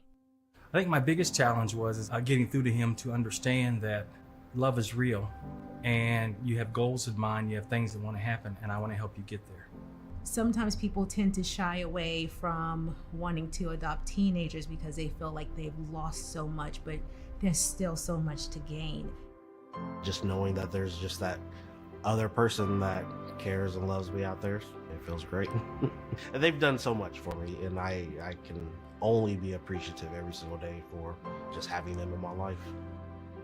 I think it's been the best decision because I gained a son, and he's the best son ever. If I was down and out, he'd be there. Learn about adopting a teen from foster care. You can't imagine the reward. Visit adoptuskids.org to learn more. A message brought to you by Adopt US Kids, the U.S. Department of Health and Human Services, and the Ad Council. I'm Jalen Hurst here for Window Nation. If you're a fan of saving money, listen up. Save with Window Nation's best deal yet. Get 50% off all window styles, plus no interest until 2030. Call 866-90-NATION or visit windownation.com before July 31st. Tell them you heard it on 1210 WPHT. Don't pay more than you have to for new windows. Call 866-90-NATION or visit windownation.com. Eggland's Best, the only eggs with more fresh and delicious taste, plus superior nutrition. Eggland's Best. Better taste, better nutrition, better eggs. Now you can listen to Talk Radio 1210 WPHT on the iHeartRadio app.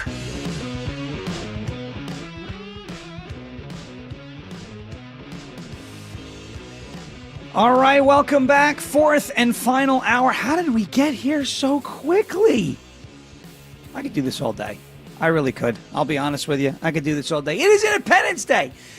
July 4th, 2025. On 1210 WPHT, listen to Sean Farish for one more hour, I promise, and the torture is over. Then I'm probably going to Waffle House.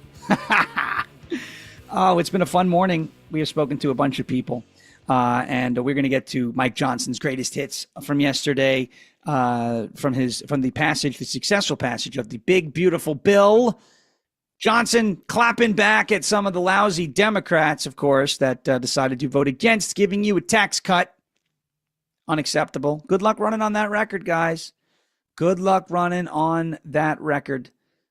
Also in the break over on my X feed at Sean, SHAWN_Farish, I uploaded Donald Trump's Independence Day address, his big, beautiful Independence Day address. So if you want to give that a look on X, share that out with your friends.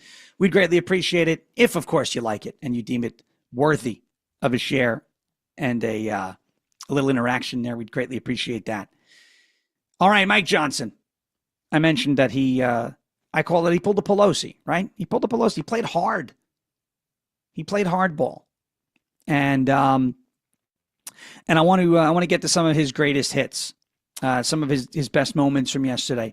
Look, to recap, because we had a segment about it, and then we talked Ukraine last segment. So now we'll recap that just a little bit. Mike Johnson did not have to go to the Democrats, did not rely on the Democrats for anything yesterday, and throughout this entire process, and that is just incredibly refreshing. I never thought I'd utter those words. I never thought I'd be, whether it's on my show, whether it's on live radio, wherever it is, I never thought I'd be in this position to say, wow, Mike Johnson actually didn't cave. He was strong. He got his conference in line, and he got the job done as promised. Never did I think I'd be talking about the Republican Party saying, wow, this is, they won without help from the Dems. Incredible. It should prove something to these guys. It should embolden them going forward. Like I said, it's when you first learn how to ride a bike and you first realize I'm not going to fall off. I don't need training wheels. I don't need somebody holding the handlebars. I can do this. I can do this. That's the Republican Party right now. And credit where it's due. He left that vote open Wednesday night. He knew that members of his party were eventually going to be leveraged into coming around. The procedural vote passed. And then Jeffries did what Jeffries did. And once Jeffries was finished, Mike Johnson gave it right back to him. If you're not listening and watching over on YouTube, youtube.com/1210 WPHT, I encourage you to do so. This is one of the best clips. This is probably one of the best bits of Mike Johnson just being a savage. And again, I'm not his biggest fan, but he was very effective throughout this entire process, and he was just great yesterday as the whole thing was being resolved. Here is Mike Johnson giving it right back to Hakeem Jeffries after Jeffries' long-winded 9-hour rambling, whatever that was. Too much carbon emissions from Hakeem Jeffries. Let's go to Johnson giving it back to Jeffries.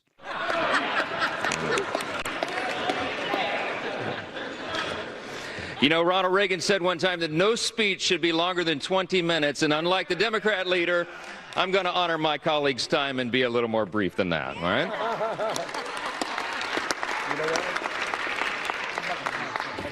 I just want to say something that many of us learned when we were children. We were taught, it takes a lot longer to build a lie than to tell the simple truth.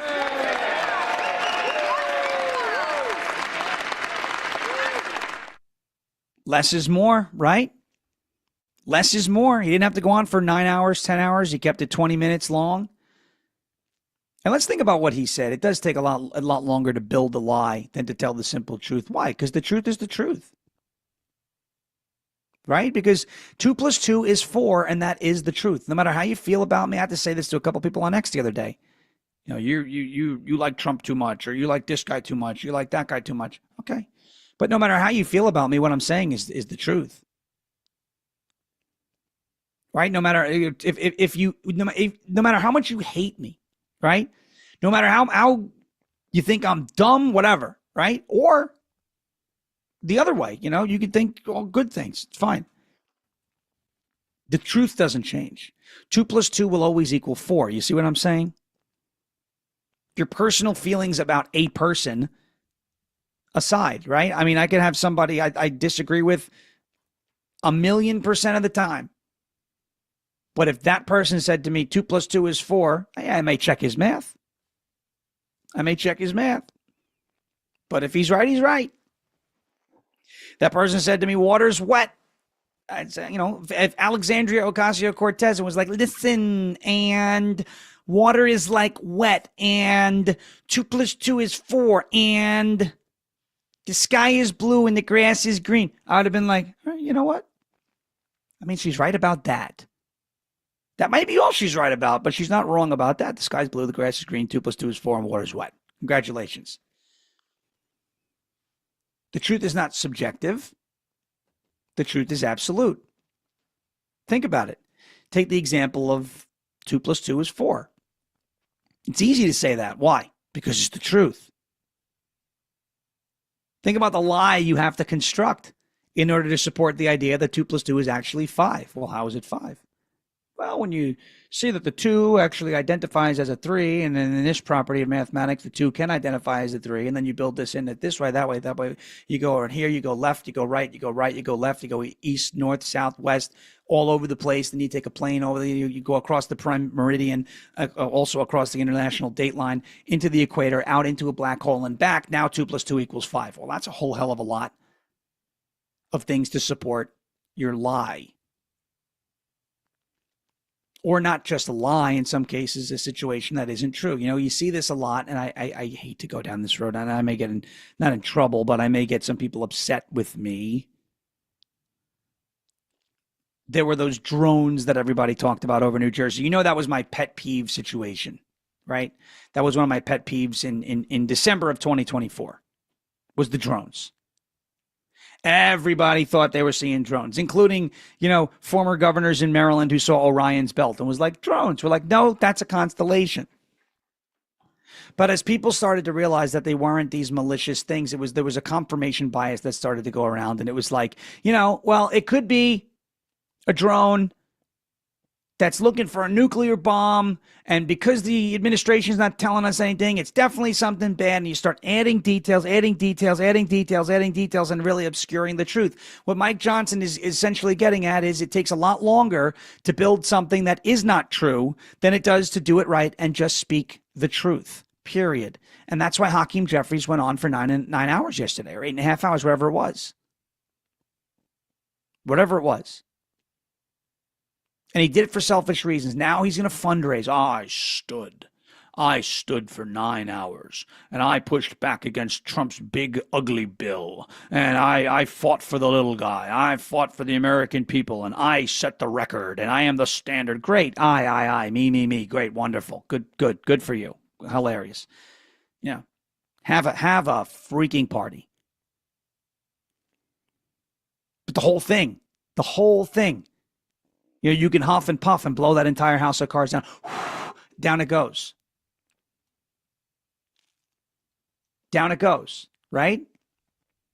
Because it takes a lot longer to build, and it takes a lot more effort to prop up that lie than it does to prop up the truth. The truth can stand firm on its merits because it's true. Now you know why the Democrats are so long-winded and they bloviate all the time. All right, we got Mike Johnson also yesterday, part of his, as they call it, his greatest hits, right? Mike Johnson, essentially laying out that the Democrats went too far, as they always do, right? In every situation, they go too far. Every situation, right? Ukraine funding, it went from supporting Ukraine to devoting everything to Ukraine. LGBTQ turned into men must be in women's sports, by the way. The University of Pennsylvania, big time embarrassment there. So that's, funny, good stuff. Maybe we'll get to it. Maybe we won't. The Democrats always go too far. We don't like Donald Trump to Donald Trump is Hitler, right? Joy Reid with the glasses. Maybe we'll get to this too. Alligator Alcatraz. I think it's a great idea. But Alligator Alcatraz, oh my goodness, it's a concentration camp. Donald Trump is doing mass deportations. That's not just about mass deportations. He's getting rid of every brown person in the country. Right? USAID. We're getting rid of waste, fraud, and abuse. No. People are going to die. And we have to fight the oligarchy on a private jet. Here is Mike Johnson with his cut here yesterday, talking about, as always, the Democrats just went too far and it backfired on them. Let's roll it. I tell you what, the American people chose overwhelmingly. They chose the Republican Party.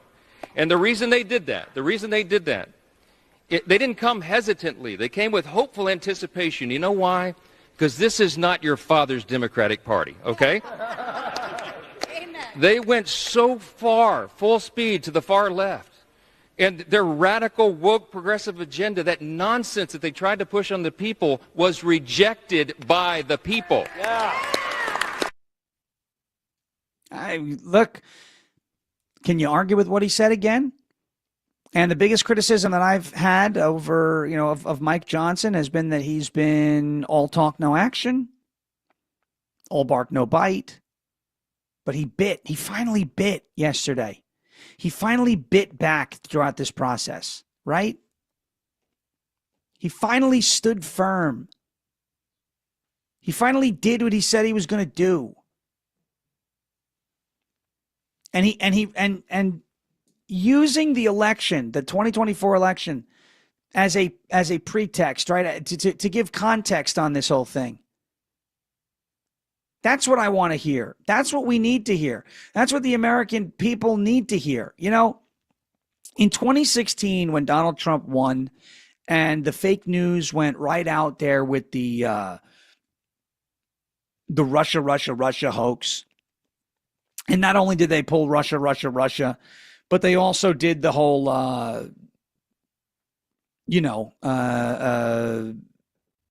what's the word I'm looking for? They went the whole popular vote route also. He didn't win the popular vote. This is why winning the popular vote was so important.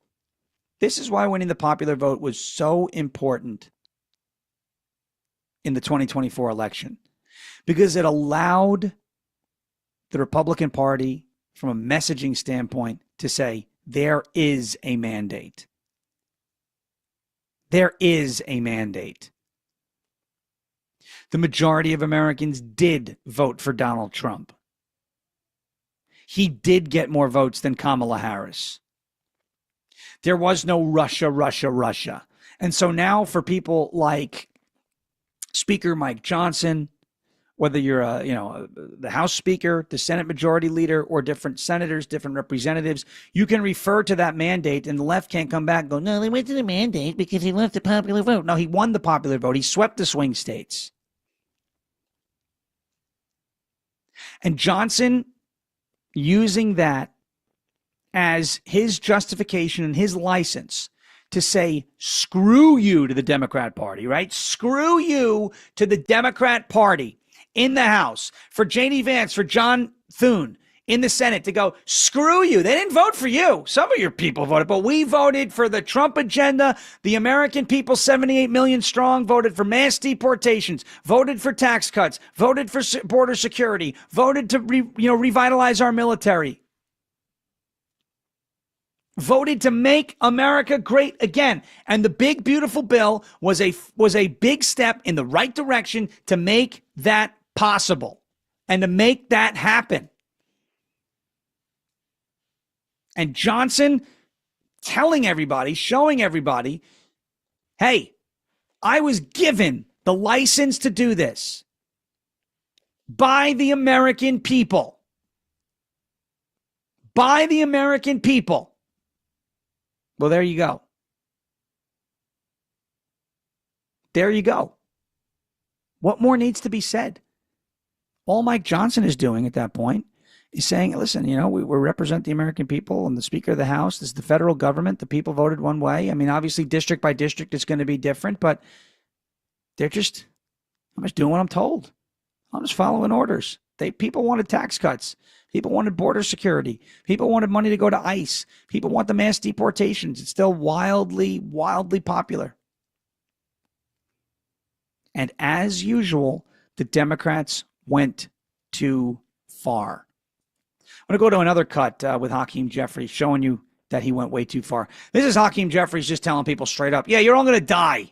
People are going to die. He's going to sound like, someone we spoke to. People are going to die. If the big, beautiful bill passes, let's roll that. Assault on health care in the United States of America, people will die. Tens of thousands, perhaps year after year after year, as a result of the Republican assault on the health care of the American people. I'm sad. I never thought that I'd be on the House floor saying that this is a crime scene. And House Democrats want no part of it. A crime scene. This is a crime scene. Now passing legislation is a crime scene. You see what Johnson meant by they went too far? You see what Johnson meant as the woke insanity, all that drove people away? How many times, look, and this was one of my points with the whole World War III thing, with the Haji twins or Candace Owens or some of these other people, right? How many times are you going to continue to listen to somebody who continues to be wrong and give them and take anything they say seriously? Right? We get mad at the weatherman on TV, right? The meteorologist. He said it was going to be sunny and it's rainy. This guy's paid to be wrong. Right? And meanwhile, it's not easy to predict the weather. It's rather difficult, actually. But how many times have we heard the doom and gloom scenario? If Donald Trump wins, people are going to die. If Donald Trump wins, we're going to go to World War III. If Donald Trump wins, we're going to be fascist. If Donald Trump wins, people are going to get put in camps. How many times have we heard that, and how many times has it happened? We've heard it hundreds of thousands of times, and it's happened none, 0 times. 0. This, right? Remember, Joe Biden is, don't get vaccinated, you should be a severe winter illness and death. Severe winter of illness and death. My gosh, I couldn't get that one out. How many times do you have to be told something by somebody? And this goes for people on our side too. I don't like clickbaiters. I am very critical of the whole QAnon thing. How many times do you have to say something's happening on this date because some anonymous guy on 4chan said it was going to happen, and then it doesn't happen, and it's like, well, the drops said it wasn't going to happen, but you just told me the drops said it was going to happen. How many? It's not one thing to just get a prediction wrong, but when somebody, for example, like an Owen Schroyer, goes out and says something along the lines of the script is already made and this is what's going to happen, and then it doesn't happen, and you don't admit that you were wrong and that you got a story, you lose credibility. And the Democrats, I believe, in the court of public opinion, have done irreparable damage, at least in the short term, to their credibility. They keep making these proclamations. They keep making these statements. They keep saying that if Republicans are in control, this is going to happen. The economy is going to tank. Inflation's going to go crazy. World War III, deportation, concentration camps, fascism, violence. They keep saying all these things. None of it's happening. And the only violence that's happening is because of the left. They keep saying all these things are going to happen, and it's not. So people don't believe them anymore. People don't believe them anymore and have flocked away from the Democrat Party. All right. On the other side of this, as we continue through our fourth and final hour, we're going to wrap up a conversation about the big, beautiful bill. We got a little bit from Alexandria Ocasio-Cortez. A little bit of encouragement there. It's, again, the Democrats going ahead and going way too far. Maybe a little bit about Alligator Alcatraz as well. If we get to it next segment, we will see what happens. If you want to join the conversation, of course, we wrap up hour 4 on the, we start and wrap up hour 4, 855-839-1210. Sean Farish with you till 10 o'clock in the morning on Independence Day on 1210 WPHT. Keep it locked right here. We'll be right back after this.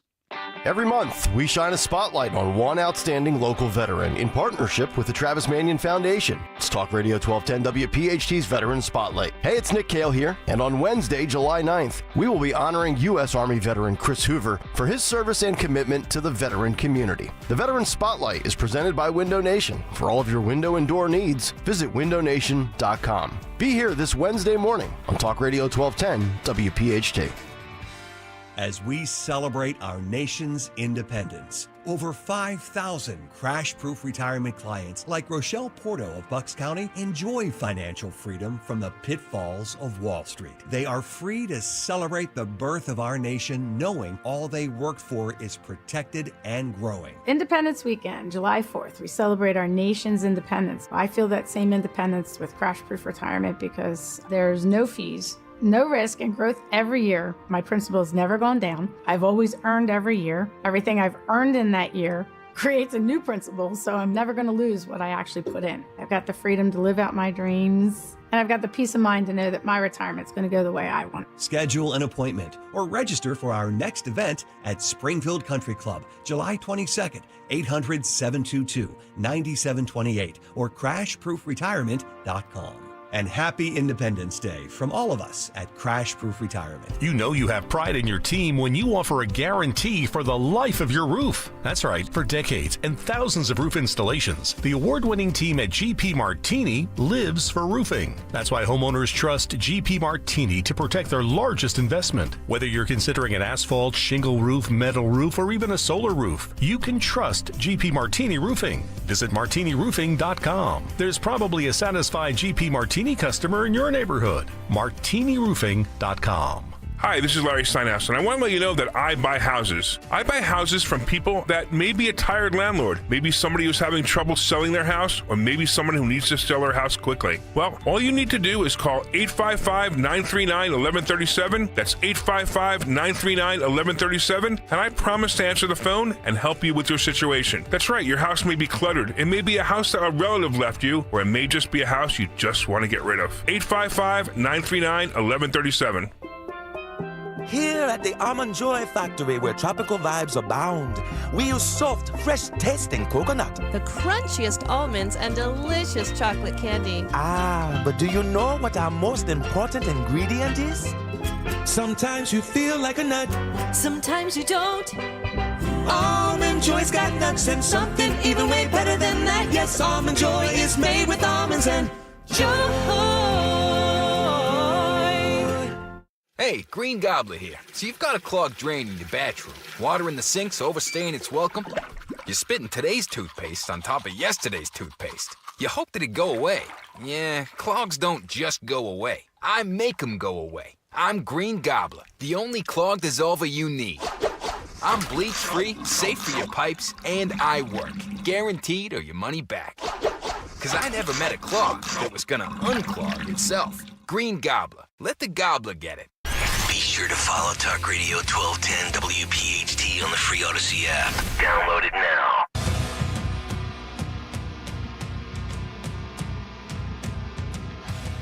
Welcome back to 1210 WPHT. It's Independence Day. Sean Farish with you here, 9:24 in the morning, with you till 10. Although I could do this all day. I'll tell you what, I could do it. This is so much fun. And thank you to everybody who has contributed to the show this morning. We've had seven callers that contribute, and some agreements, some disagreements, some good conversations there as well. Always a good time. Always a good time with the 1210 family. All right, we've got a little bit more on the big, beautiful bill, which obviously passed yesterday. Is going to be signed into law by President Donald Trump this afternoon at 5 p.m. Eastern Time as part of a kickoff celebration to kick off America's 250th birthday. We do have a caller on the line. Rich from Ben Salem wants to talk about the big, beautiful bill. What's going on, Rich? Sure. Happy Independence Day. Thank you, Rich. You too. What's happening? The more you see, read about this bill, I mean, how it's going to help so many people, which really brings me to my point. The Democrats, the only thing they have is messaging. And, of course, the mainstream media carries it. But since as old as I can remember, Carter, Reagan, it was the same thing. However you want to word it, that they're going to push Granny over the cliff and the billionaires are getting their breaks. And that's all they've said. Somebody said 1980. It's just different verbiage maybe. But I think now the reason people are really waking up to it is because of podcasts, the internet. You get the real truth when you really investigate it. And the Democrats going so far left, there's no I'm being honest, I can't think of one policy that favors the Democrats. I can't think of one. And no, it's very hard. That's what frustrates me so bad. The Democrats are great messengers and Republicans stink. That's why, that's the only reason Democrats have anything. And until they get messaging, I think it's going to be a 50-50 split in this country, 51-49. And that's what frustrates me the most. And I know very intelligent people who still think the Democrats are right. I'm like, on what issue? Right. Right. No, you're right, Rich. I'll tell you what, because, when again, these Democrats, they're making these predictions, right? Let's just say, take the economy, for example, tariffs or whatever. And they said there was a recession. Well, where's that? Right. In Trump's first term, World War III was coming. That hasn't happened. Right. That people are going to go into concentration camps. That hasn't happened. And it's always fear. It's always fear, because fear is a very easy way to manipulate people, right? I mean, I'm a big Star Wars fan. I don't know if you are, but Governor Tarkin, right, in the Death Star says fear will keep the local systems in line. It's a movie. I get it. But it's that the point of the matter is they love to use fear to scare people, manipulate people into doing what they want them to do. In this case, it's vote, right? To look at the way they treat minorities. If Trump wins, he's going to take away all of your rights. You have to vote for us. What rights? The right to, to live off of the government dole. You don't want to do that. Who wants to just be dependent on government, right? And that's not just unique to minorities. It's unique to it's anybody who doesn't want to work hard. So it's fear. That's what they do. They're manipulators. They're good at messaging and they're good at manipulating. Doesn't it blow your mind? I'm sure you know very intelligent people that buy this garbage, and you try to have a debate with them, and as soon as you do, you're either a MAGA cult or you're brainwashed, or then right to name calling. They never will debate you on policy. Well, it's funny because you mentioned that I think these are, intelligent people, and maybe at some point I thought that, but after getting into a conversation like that where I have a disagreement with them and immediately it's you're a cultist, you're a bootlicker, you're this, you're that, and there's no policy, I'm like, well, maybe they're not as maybe these are intelligent people, but they don't know enough about politics to even waste, to even have this conversation. They can't carry the conversation, and it's like that with CNN, MSNBC, down to members of Congress like AOC and Jasmine Crockett. They can't talk policy, right? And I'm not sitting here and telling you I'm a policy expert, but at least if you understand the nuts and bolts of things and understand, right? Even Zoran Mamdani, some of these youth, characters who want to say free stuff. Well, it's not free. Who's paying for it? Well, the government's paying for it. Yeah, and who funds the government? You. Right. So, well, Rich, I hope you have a great Independence Day. Thank you so much for calling in. We appreciate it. And I hope to talk to you again soon. All right. That's Rich from Ben Salem. Awesome stuff. I had a conversation once with a younger person, and I was in New York City when this happened. And he was very respectful. He said, look, I just want to talk. I said, okay, as long as we're not, going to come to blows, we're not going to have any issues. I'd love to talk to you. Right? He said, well, well, why don't you like health care for all? Don't you think it's a human right? I said, well, I'm not going to say it's a human right, right? You want to talk about the Hippocratic Oath, you have the right to be treated if you need it, I guess, but you got to pay for it. When you start saying that you have the right to another person's service at no cost to you, you're advocating for slavery, right? I mean, who's to say that having my house painted is now a human right? Okay, so now I got to demand that a painter comes into my house and paints my house for free because it's my human right. I'm sure the Democrats will try for that soon. Well, it's a shelter, and shelter's a human right. And you don't want to live in a place you don't like the color, and so the color of your shelter is also a human right. So you must, paint your house. You gotta have your house. If they charge you, they're bad capitalist, nasty pigs, right? If you demand and you declare that you have a right to somebody else's service free of cost to you, then you are advocating for slavery. That person becomes a slave to your needs and your desires in your mind. So this kid, though, he said, don't you believe healthcare? And I said, look, I get it from a compassion standpoint. You want everybody to be taken care of. I actually admire that. That's very nice of you, right? I wish in a perfect world that could be the case. I said, but when you say free healthcare, what does that mean? Government pays for it. I said, okay, well, who pays to have government? How does government get its money? He said, taxes. I said, who pays that? He said, we do. I said, okay. Do we have government health care for all yet? No, we don't. I said, all right. Now we're getting somewhere. If we add that, do you think the government is going to need more money to fund that program? He said, yeah, I think so, because we don't have it now. So we're going to add the program, and then we're going to have to generate revenue, right, to fund the program. I said, okay, cool. And you just told me that who funds the government? Taxpayers, we do, right? Yes. Okay. Well, if the government needs more money and we fund the government, what does that mean? Do you think we're going to have to give the government more money so that everybody gets health care? He's like, yeah. So does that mean it's free? He said, well, I said, no. If you have to pay more for something or you have to pay to get something, is it free? And he said, no. Now, do you see why I don't like government funded health care? Because it's not free. You do pay for it. And to his credit, he said, wow, I never thought of it that way. I said, I know. Not in a bad way. But you're telling me you want something that is going to be provided to you by the government that we don't have now. You're adding a government program, which is going to require funding, more funding than we have now, because we're not canceling any other government programs.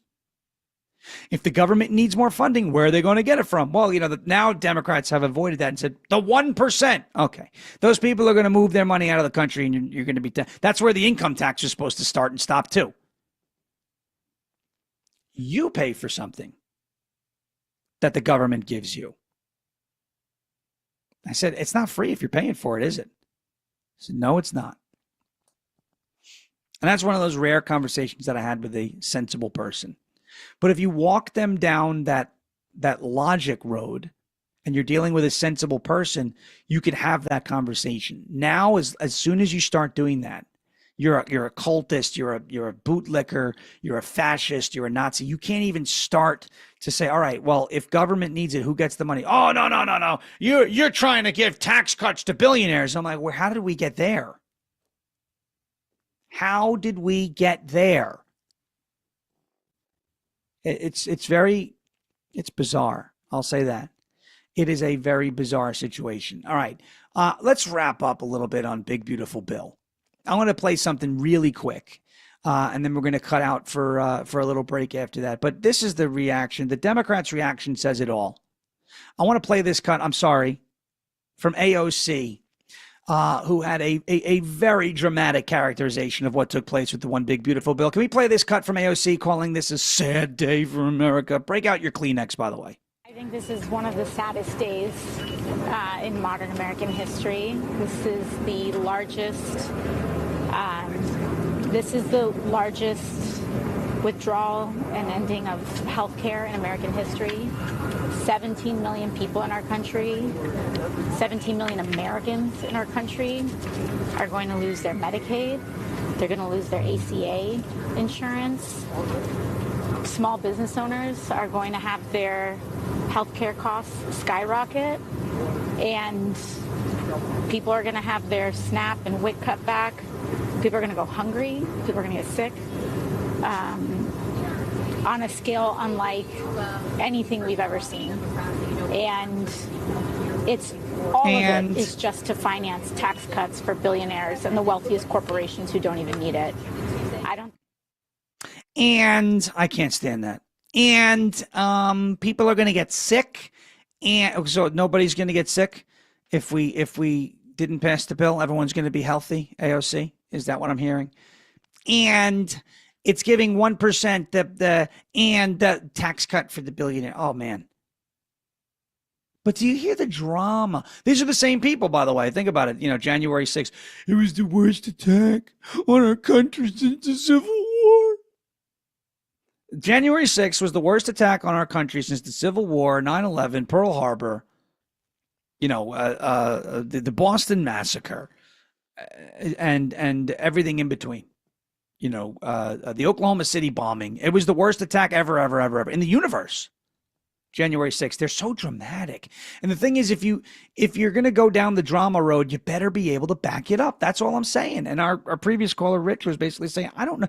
He knows some people, but it's like the messaging now has gone so off the rails because you know what? When you rely on fear and when you rely on lying, as Mike Johnson said, you've got to construct these parallel narratives that hold each other up. And so it's like, well, people are going to die if Trump became president, right?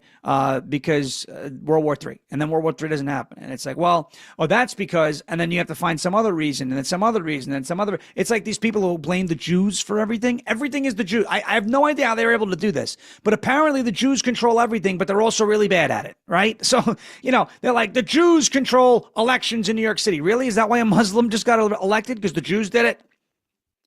Come on. And then it's like, well, then there's this, and then there's the USS Liberty, and then there's the Mossad, and it's Epstein. I'm not saying that they're, that those groups of people, the Rothschilds, I'm not saying that those groups of people are model citizens here, right? But, you kind of lose me when you start to get to space lasers and weather control. The Jews control the weather. Okay.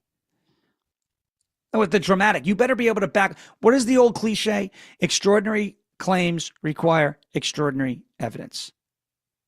And if you don't have that extraordinary evidence to back up your extraordinary claim, my personal policy is I believe nothing until I see the extraordinary evidence. I'll consider it, but I won't believe it until I see the evidence. All right, we are going to wrap up. We are going to put a bow on this morning when we get back from the break. All right, on 1210 WPHT. I cannot believe that we're just about done. But don't go anywhere because we're going to go back into some Declaration of Independence stuff with one of my all-time favorite cuts from MSNBC. You're not going to want to miss this. This is hilarious. And the first time I played this on my show, I actually threw a pen. I was so angry at the wall and it exploded. This pen exploded into billions and billions of pieces. All right. So you're not going to want to miss that. We're going to put a bow on this show. Happy Independence Day, 1210 WPHT. Keep it locked right here. Sean Farish with you. One more segment to go until 10 a.m. where we will be done for the day, unfortunately. Then it's time for Waffle House. But don't go anywhere. We'll be right back after this. Kayal and Company, weekday mornings, 6 till 10. Whether it's Pennsylvania or New Jersey, obviously New York, the Northeast, they might have the best little mom and pop bakeries of any region of the country. Whether it's tomato pie or delicacies and desserts, cannolis. No wonder why we're all fat in the Northeast. The bike ride is 2 months, so, there's still plenty of time to train if you're not in bike shape. Start your day with Kayal and Company, weekday mornings 6 till 10 on Talk Radio 1210, WPHT, and the free Odyssey app. Hi, I'm Ryan Blaney, a third-generation race car driver, and we dedicate a lot of our time to going as fast as possible. My grandpa Lou is the reason why my dad and I started racing, and I'm really proud to follow in his tracks. But when my grandpa was diagnosed with Alzheimer's, it was a very unexpected bump in the road for us. I've learned a lot on this journey with my grandpa Lou, and the memories of my grandpa will always be with me. It's important to notice if older family members are acting differently, experiencing problems with their memory, or having trouble with routine tasks.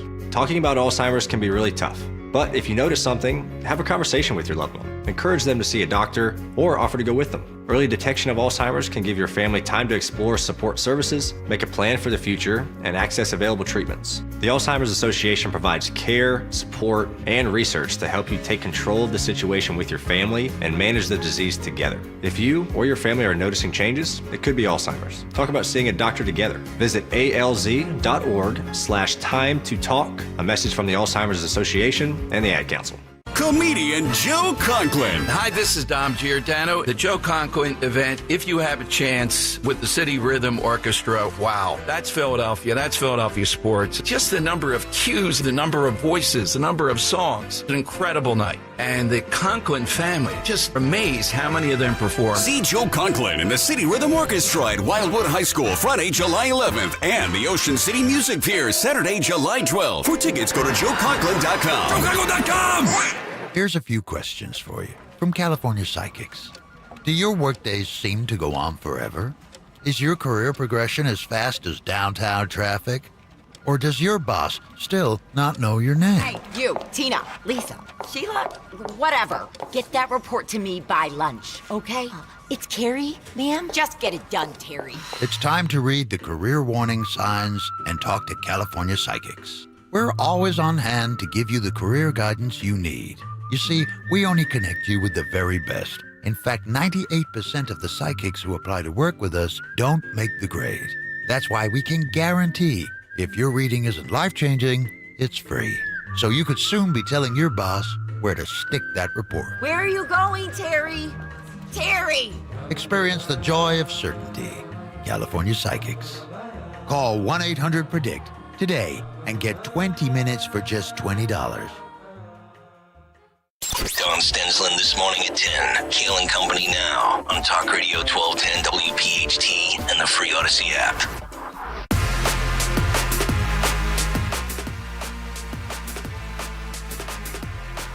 Welcome back. Final segment in the fourth and final hour, 1210 WPHT. Sean Farish with you on what the boys and girls here call a Farish Friday. Still a Farish Friday. Without the rest, I miss everybody. We miss you all. Beautiful people. What a day this has been. This has gone by so quickly. You know, that's what happens when you get a bunch of callers who are calling and we have these conversations. I love it. Like I said, I'll do it all day. I'm not even tired. But I really want to go to Waffle House. And so that's on the agenda. 10 minutes from now, we'll get to This Day in Music History from my brother in suffering, the great Phil Almquist, a fellow New York Jets fan. Sorry to make that. Well, everybody knows. So, that's okay. We got to get to this. There's some fun stuff. Independence Day, ladies and gentlemen. One of my favorite holidays throughout the year because of what it stands for. Because I do genuinely love the Declaration of Independence. I think it is one of the finest documents ever written. Right, the long train of abuses that is listed there. When a long train of abuses and usurpations pursuing invariably the same object evinces a design to reduce them under absolute despotism, it is their right, in other words, the people, it is their duty to throw off such government and to provide new guards for their future security. Such has been the patient sufferance of these colonies, and such is now the necessity which constrains them to alter their former systems of government. The history of the present King of Great Britain is a history of repeated injuries and usurpations, all having in direct object the establishment of an absolute tyranny over these states. Thomas Jefferson, the Declaration of Independence. Signed 249 years ago today. And this is broadcasting on 1210 WPHT on the airwaves of Philadelphia, where 249 years ago today, courage was on display. The men who signed and adopted the Declaration of Independence knew that they were doing so under the circumstances where if they were caught and the revolutionaries lost the war, the Continental Army lost the war, that those men would be killed. It was treason. But they did it anyway, because it was their right and their duty to throw off that tyrannical government that was being thrown at them, that whose boot was on their neck, on their throat, applying ungodly amounts of pressure. It was their right and their duty to throw off that government. And I need to get to this clip. This is one of my all-time favorites. You know, January 6th is one of those, January 6th, oh my gosh, it was an insurrection. It was an insurrection. Well, leave it to Al Sharpton. Leave it to Al Sharpton to make just, in my opinion, this is like on my top 10 list of dumb things to say. Now remember, this is the context. Today is Independence Day. This clip is about 2 years old. Today is Independence Day. We're celebrating the adoption of the Declaration of Independence, July 4th, 1776, 249 years ago in Philadelphia, Pennsylvania at Independence Hall. A momentous day in U.S. history, the, birth, essentially, of our country. Some people argue it's the Constitution. Other people argue it's the Declaration. I like to say it's the Declaration because this is when we declared we are our own country. It didn't stop Al Sharpton from making one of the dumbest statements I think I've ever heard regarding this topic. Let's roll this, Phil. Al Sharpton talking about the Declaration of Independence. And let's see if everybody here can catch the stupidity of this statement. Let's go. One day, our children's children will read American history. And can you imagine our reading that James Madison or Thomas Jefferson tried to overthrow the government so they can stay in power? That's what we're looking at. We're looking at American history. Okay. Could you imagine if James Madison or Thomas Jefferson tried to overthrow the government? Let's take it nice and slow for Al Sharpton, because James Madison, founding father, he authored the Constitution. Thomas Jefferson, right? He wrote the Declaration of Independence. We just read for you part of the Declaration of Independence talking about throwing off the government. And while James Madison did not sign the Declaration of Independence, Thomas Jefferson did sign the Declaration of Independence. And Thomas Jefferson wrote the Declaration of Independence. Could you imagine if Thomas Jefferson tried to overthrow the government? He wrote an essay about it. Are you kidding me? No, that is one of my all-time favorite. Do you know how dumb you have to be? Because he's trying to go January 6th on this. Like, could you imagine if Thomas Jefferson? Could you imagine if Thomas Jefferson, with the January 6th and the insurrection, they signed a document, the Declaration of Independence, that literally overthrew the government of Great Britain from the colonies. That's exactly what it was about. Again, I read from the Declaration of Independence. But when a long train of abuses and usurpations pursuing invariably the same object evinces a design to reduce them under absolute despotism, it is their right, it is their duty to throw off such government. Al Sharpton, could you imagine if Thomas Jefferson tried to overthrow the government? He did overthrow. He wrote the freaking document. We hold these truths to be self-evident, that all men are created equal, that they are endowed by their Creator with certain unalienable rights, that among these are life, liberty, and the pursuit of happiness. That to secure these rights, governments are instituted among men, deriving their just powers from the consent of the governed. That whenever any form of government becomes destructive of these ends, it is the right of the people to alter or to abolish it, and to institute new government, laying its foundation on such principles and organizing its powers in such form as to them shall seem most likely to affect their safety and happiness. So not only did Thomas Jefferson write the Declaration, he writes in the Declaration of Independence, hey, if the government gets oppressive, it is the right of the people to overthrow the government so that the oppression goes away. And Al Sharpton is out there on MSNBC blabbing her. Could you imagine if Thomas Jefferson tried to overthrow the government? He wrote the Declaration. I'm sorry. Maybe I'm going a little too hard on it. Joseph Ricciani over on YouTube says, wasn't the war called a revolution? Yeah. Yes, you're right, sir. The war was called a revolution. You know, revolt, overthrowing the... I to this day still cannot believe that Al Sharpton said that. And when given the opportunity to do this 4th of July show, I was like, we're going to put the Sharpton clip. Not only that, it was your first clip too. It was the first one you sent me. Yeah, it was literally the first one. I was like, I have to put this. This has to get in because how stupid do you have to be? And obviously, the answer is very stupid. How stupid do you have to be to invoke Jefferson and be like, well, he would never overthrow the government? What? Kids, this is why drugs are bad. Okay, don't do them. This is why MSNBC is bad too. It's like a drug. You know, remember those commercials where it was like your brain without drugs and it was like eggs, and then it's like your brain on drugs and it was scrambled eggs. They had those old PSAs. We got to do it like your brain, like on MSNBC, 1210 WPHT, right?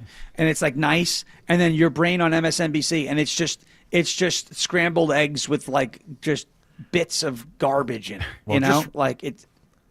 Well, just remember what Mr. Mackey in South Park used to always say. Drugs bad, okay. Okay. Marijuana's bad, okay. Okay. Oh my God, your Phil is right. It was the first clip that I sent him. I had to make sure it wasn't left out by my ignorance and carelessness. And yes, listen to Mr. Mackey from South Park. Drugs are bad. Drugs bad, okay. It's great too, okay.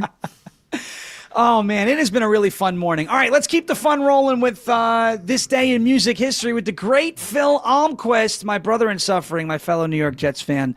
Go ahead, Phil, take it away. What happened on this day in music history?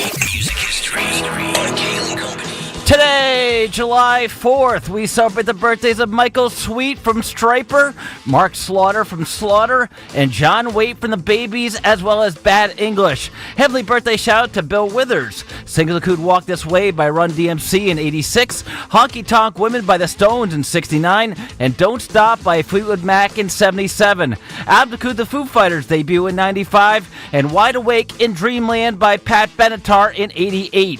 Also in 64, the Beach Boys were atop the singles chart. In 76, The Clash made their live debut. In 82, Ozzy Osbourne married Sharon. In 86, the second Farm Aid took place. In 70, Casey Kasem debuted the radio show American Top 40. In 87, Genesis closed out their Invisible Touch tour. And a couple reminders to end. This Week in Music History airs every Saturday night starting at 11 o'clock. And even though we didn't have it today, Fight Club is always sponsored by Tri-County Auto Group. 3 locations, 1 priority you. Visit tricounty.com.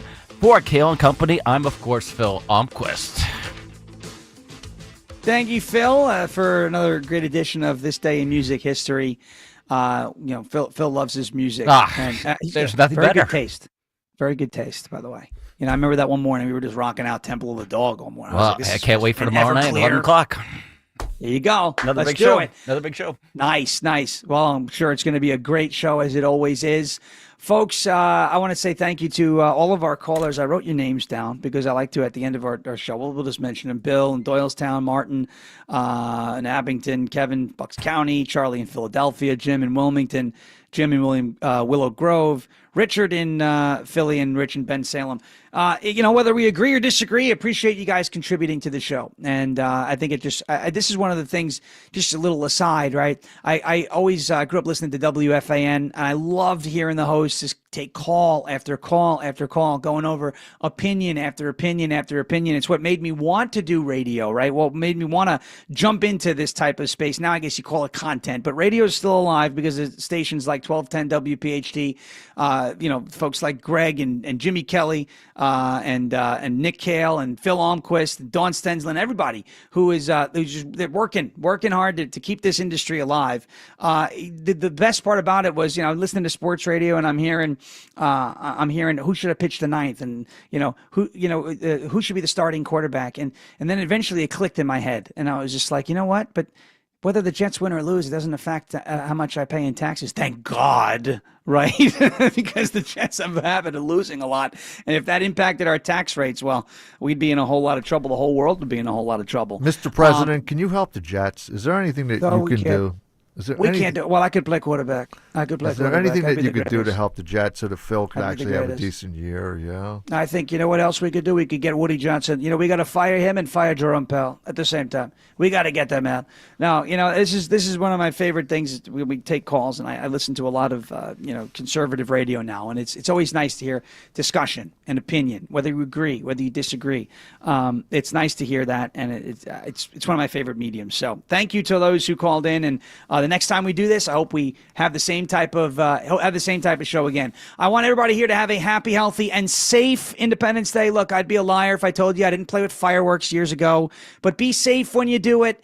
Take the proper precautions. Don't drink and light the fireworks. You're just asking for trouble. Light the fireworks, let them go crazy, then drink. Or drink, get a little wild, but don't touch the fireworks, right? Let's be safe. Let's be happy.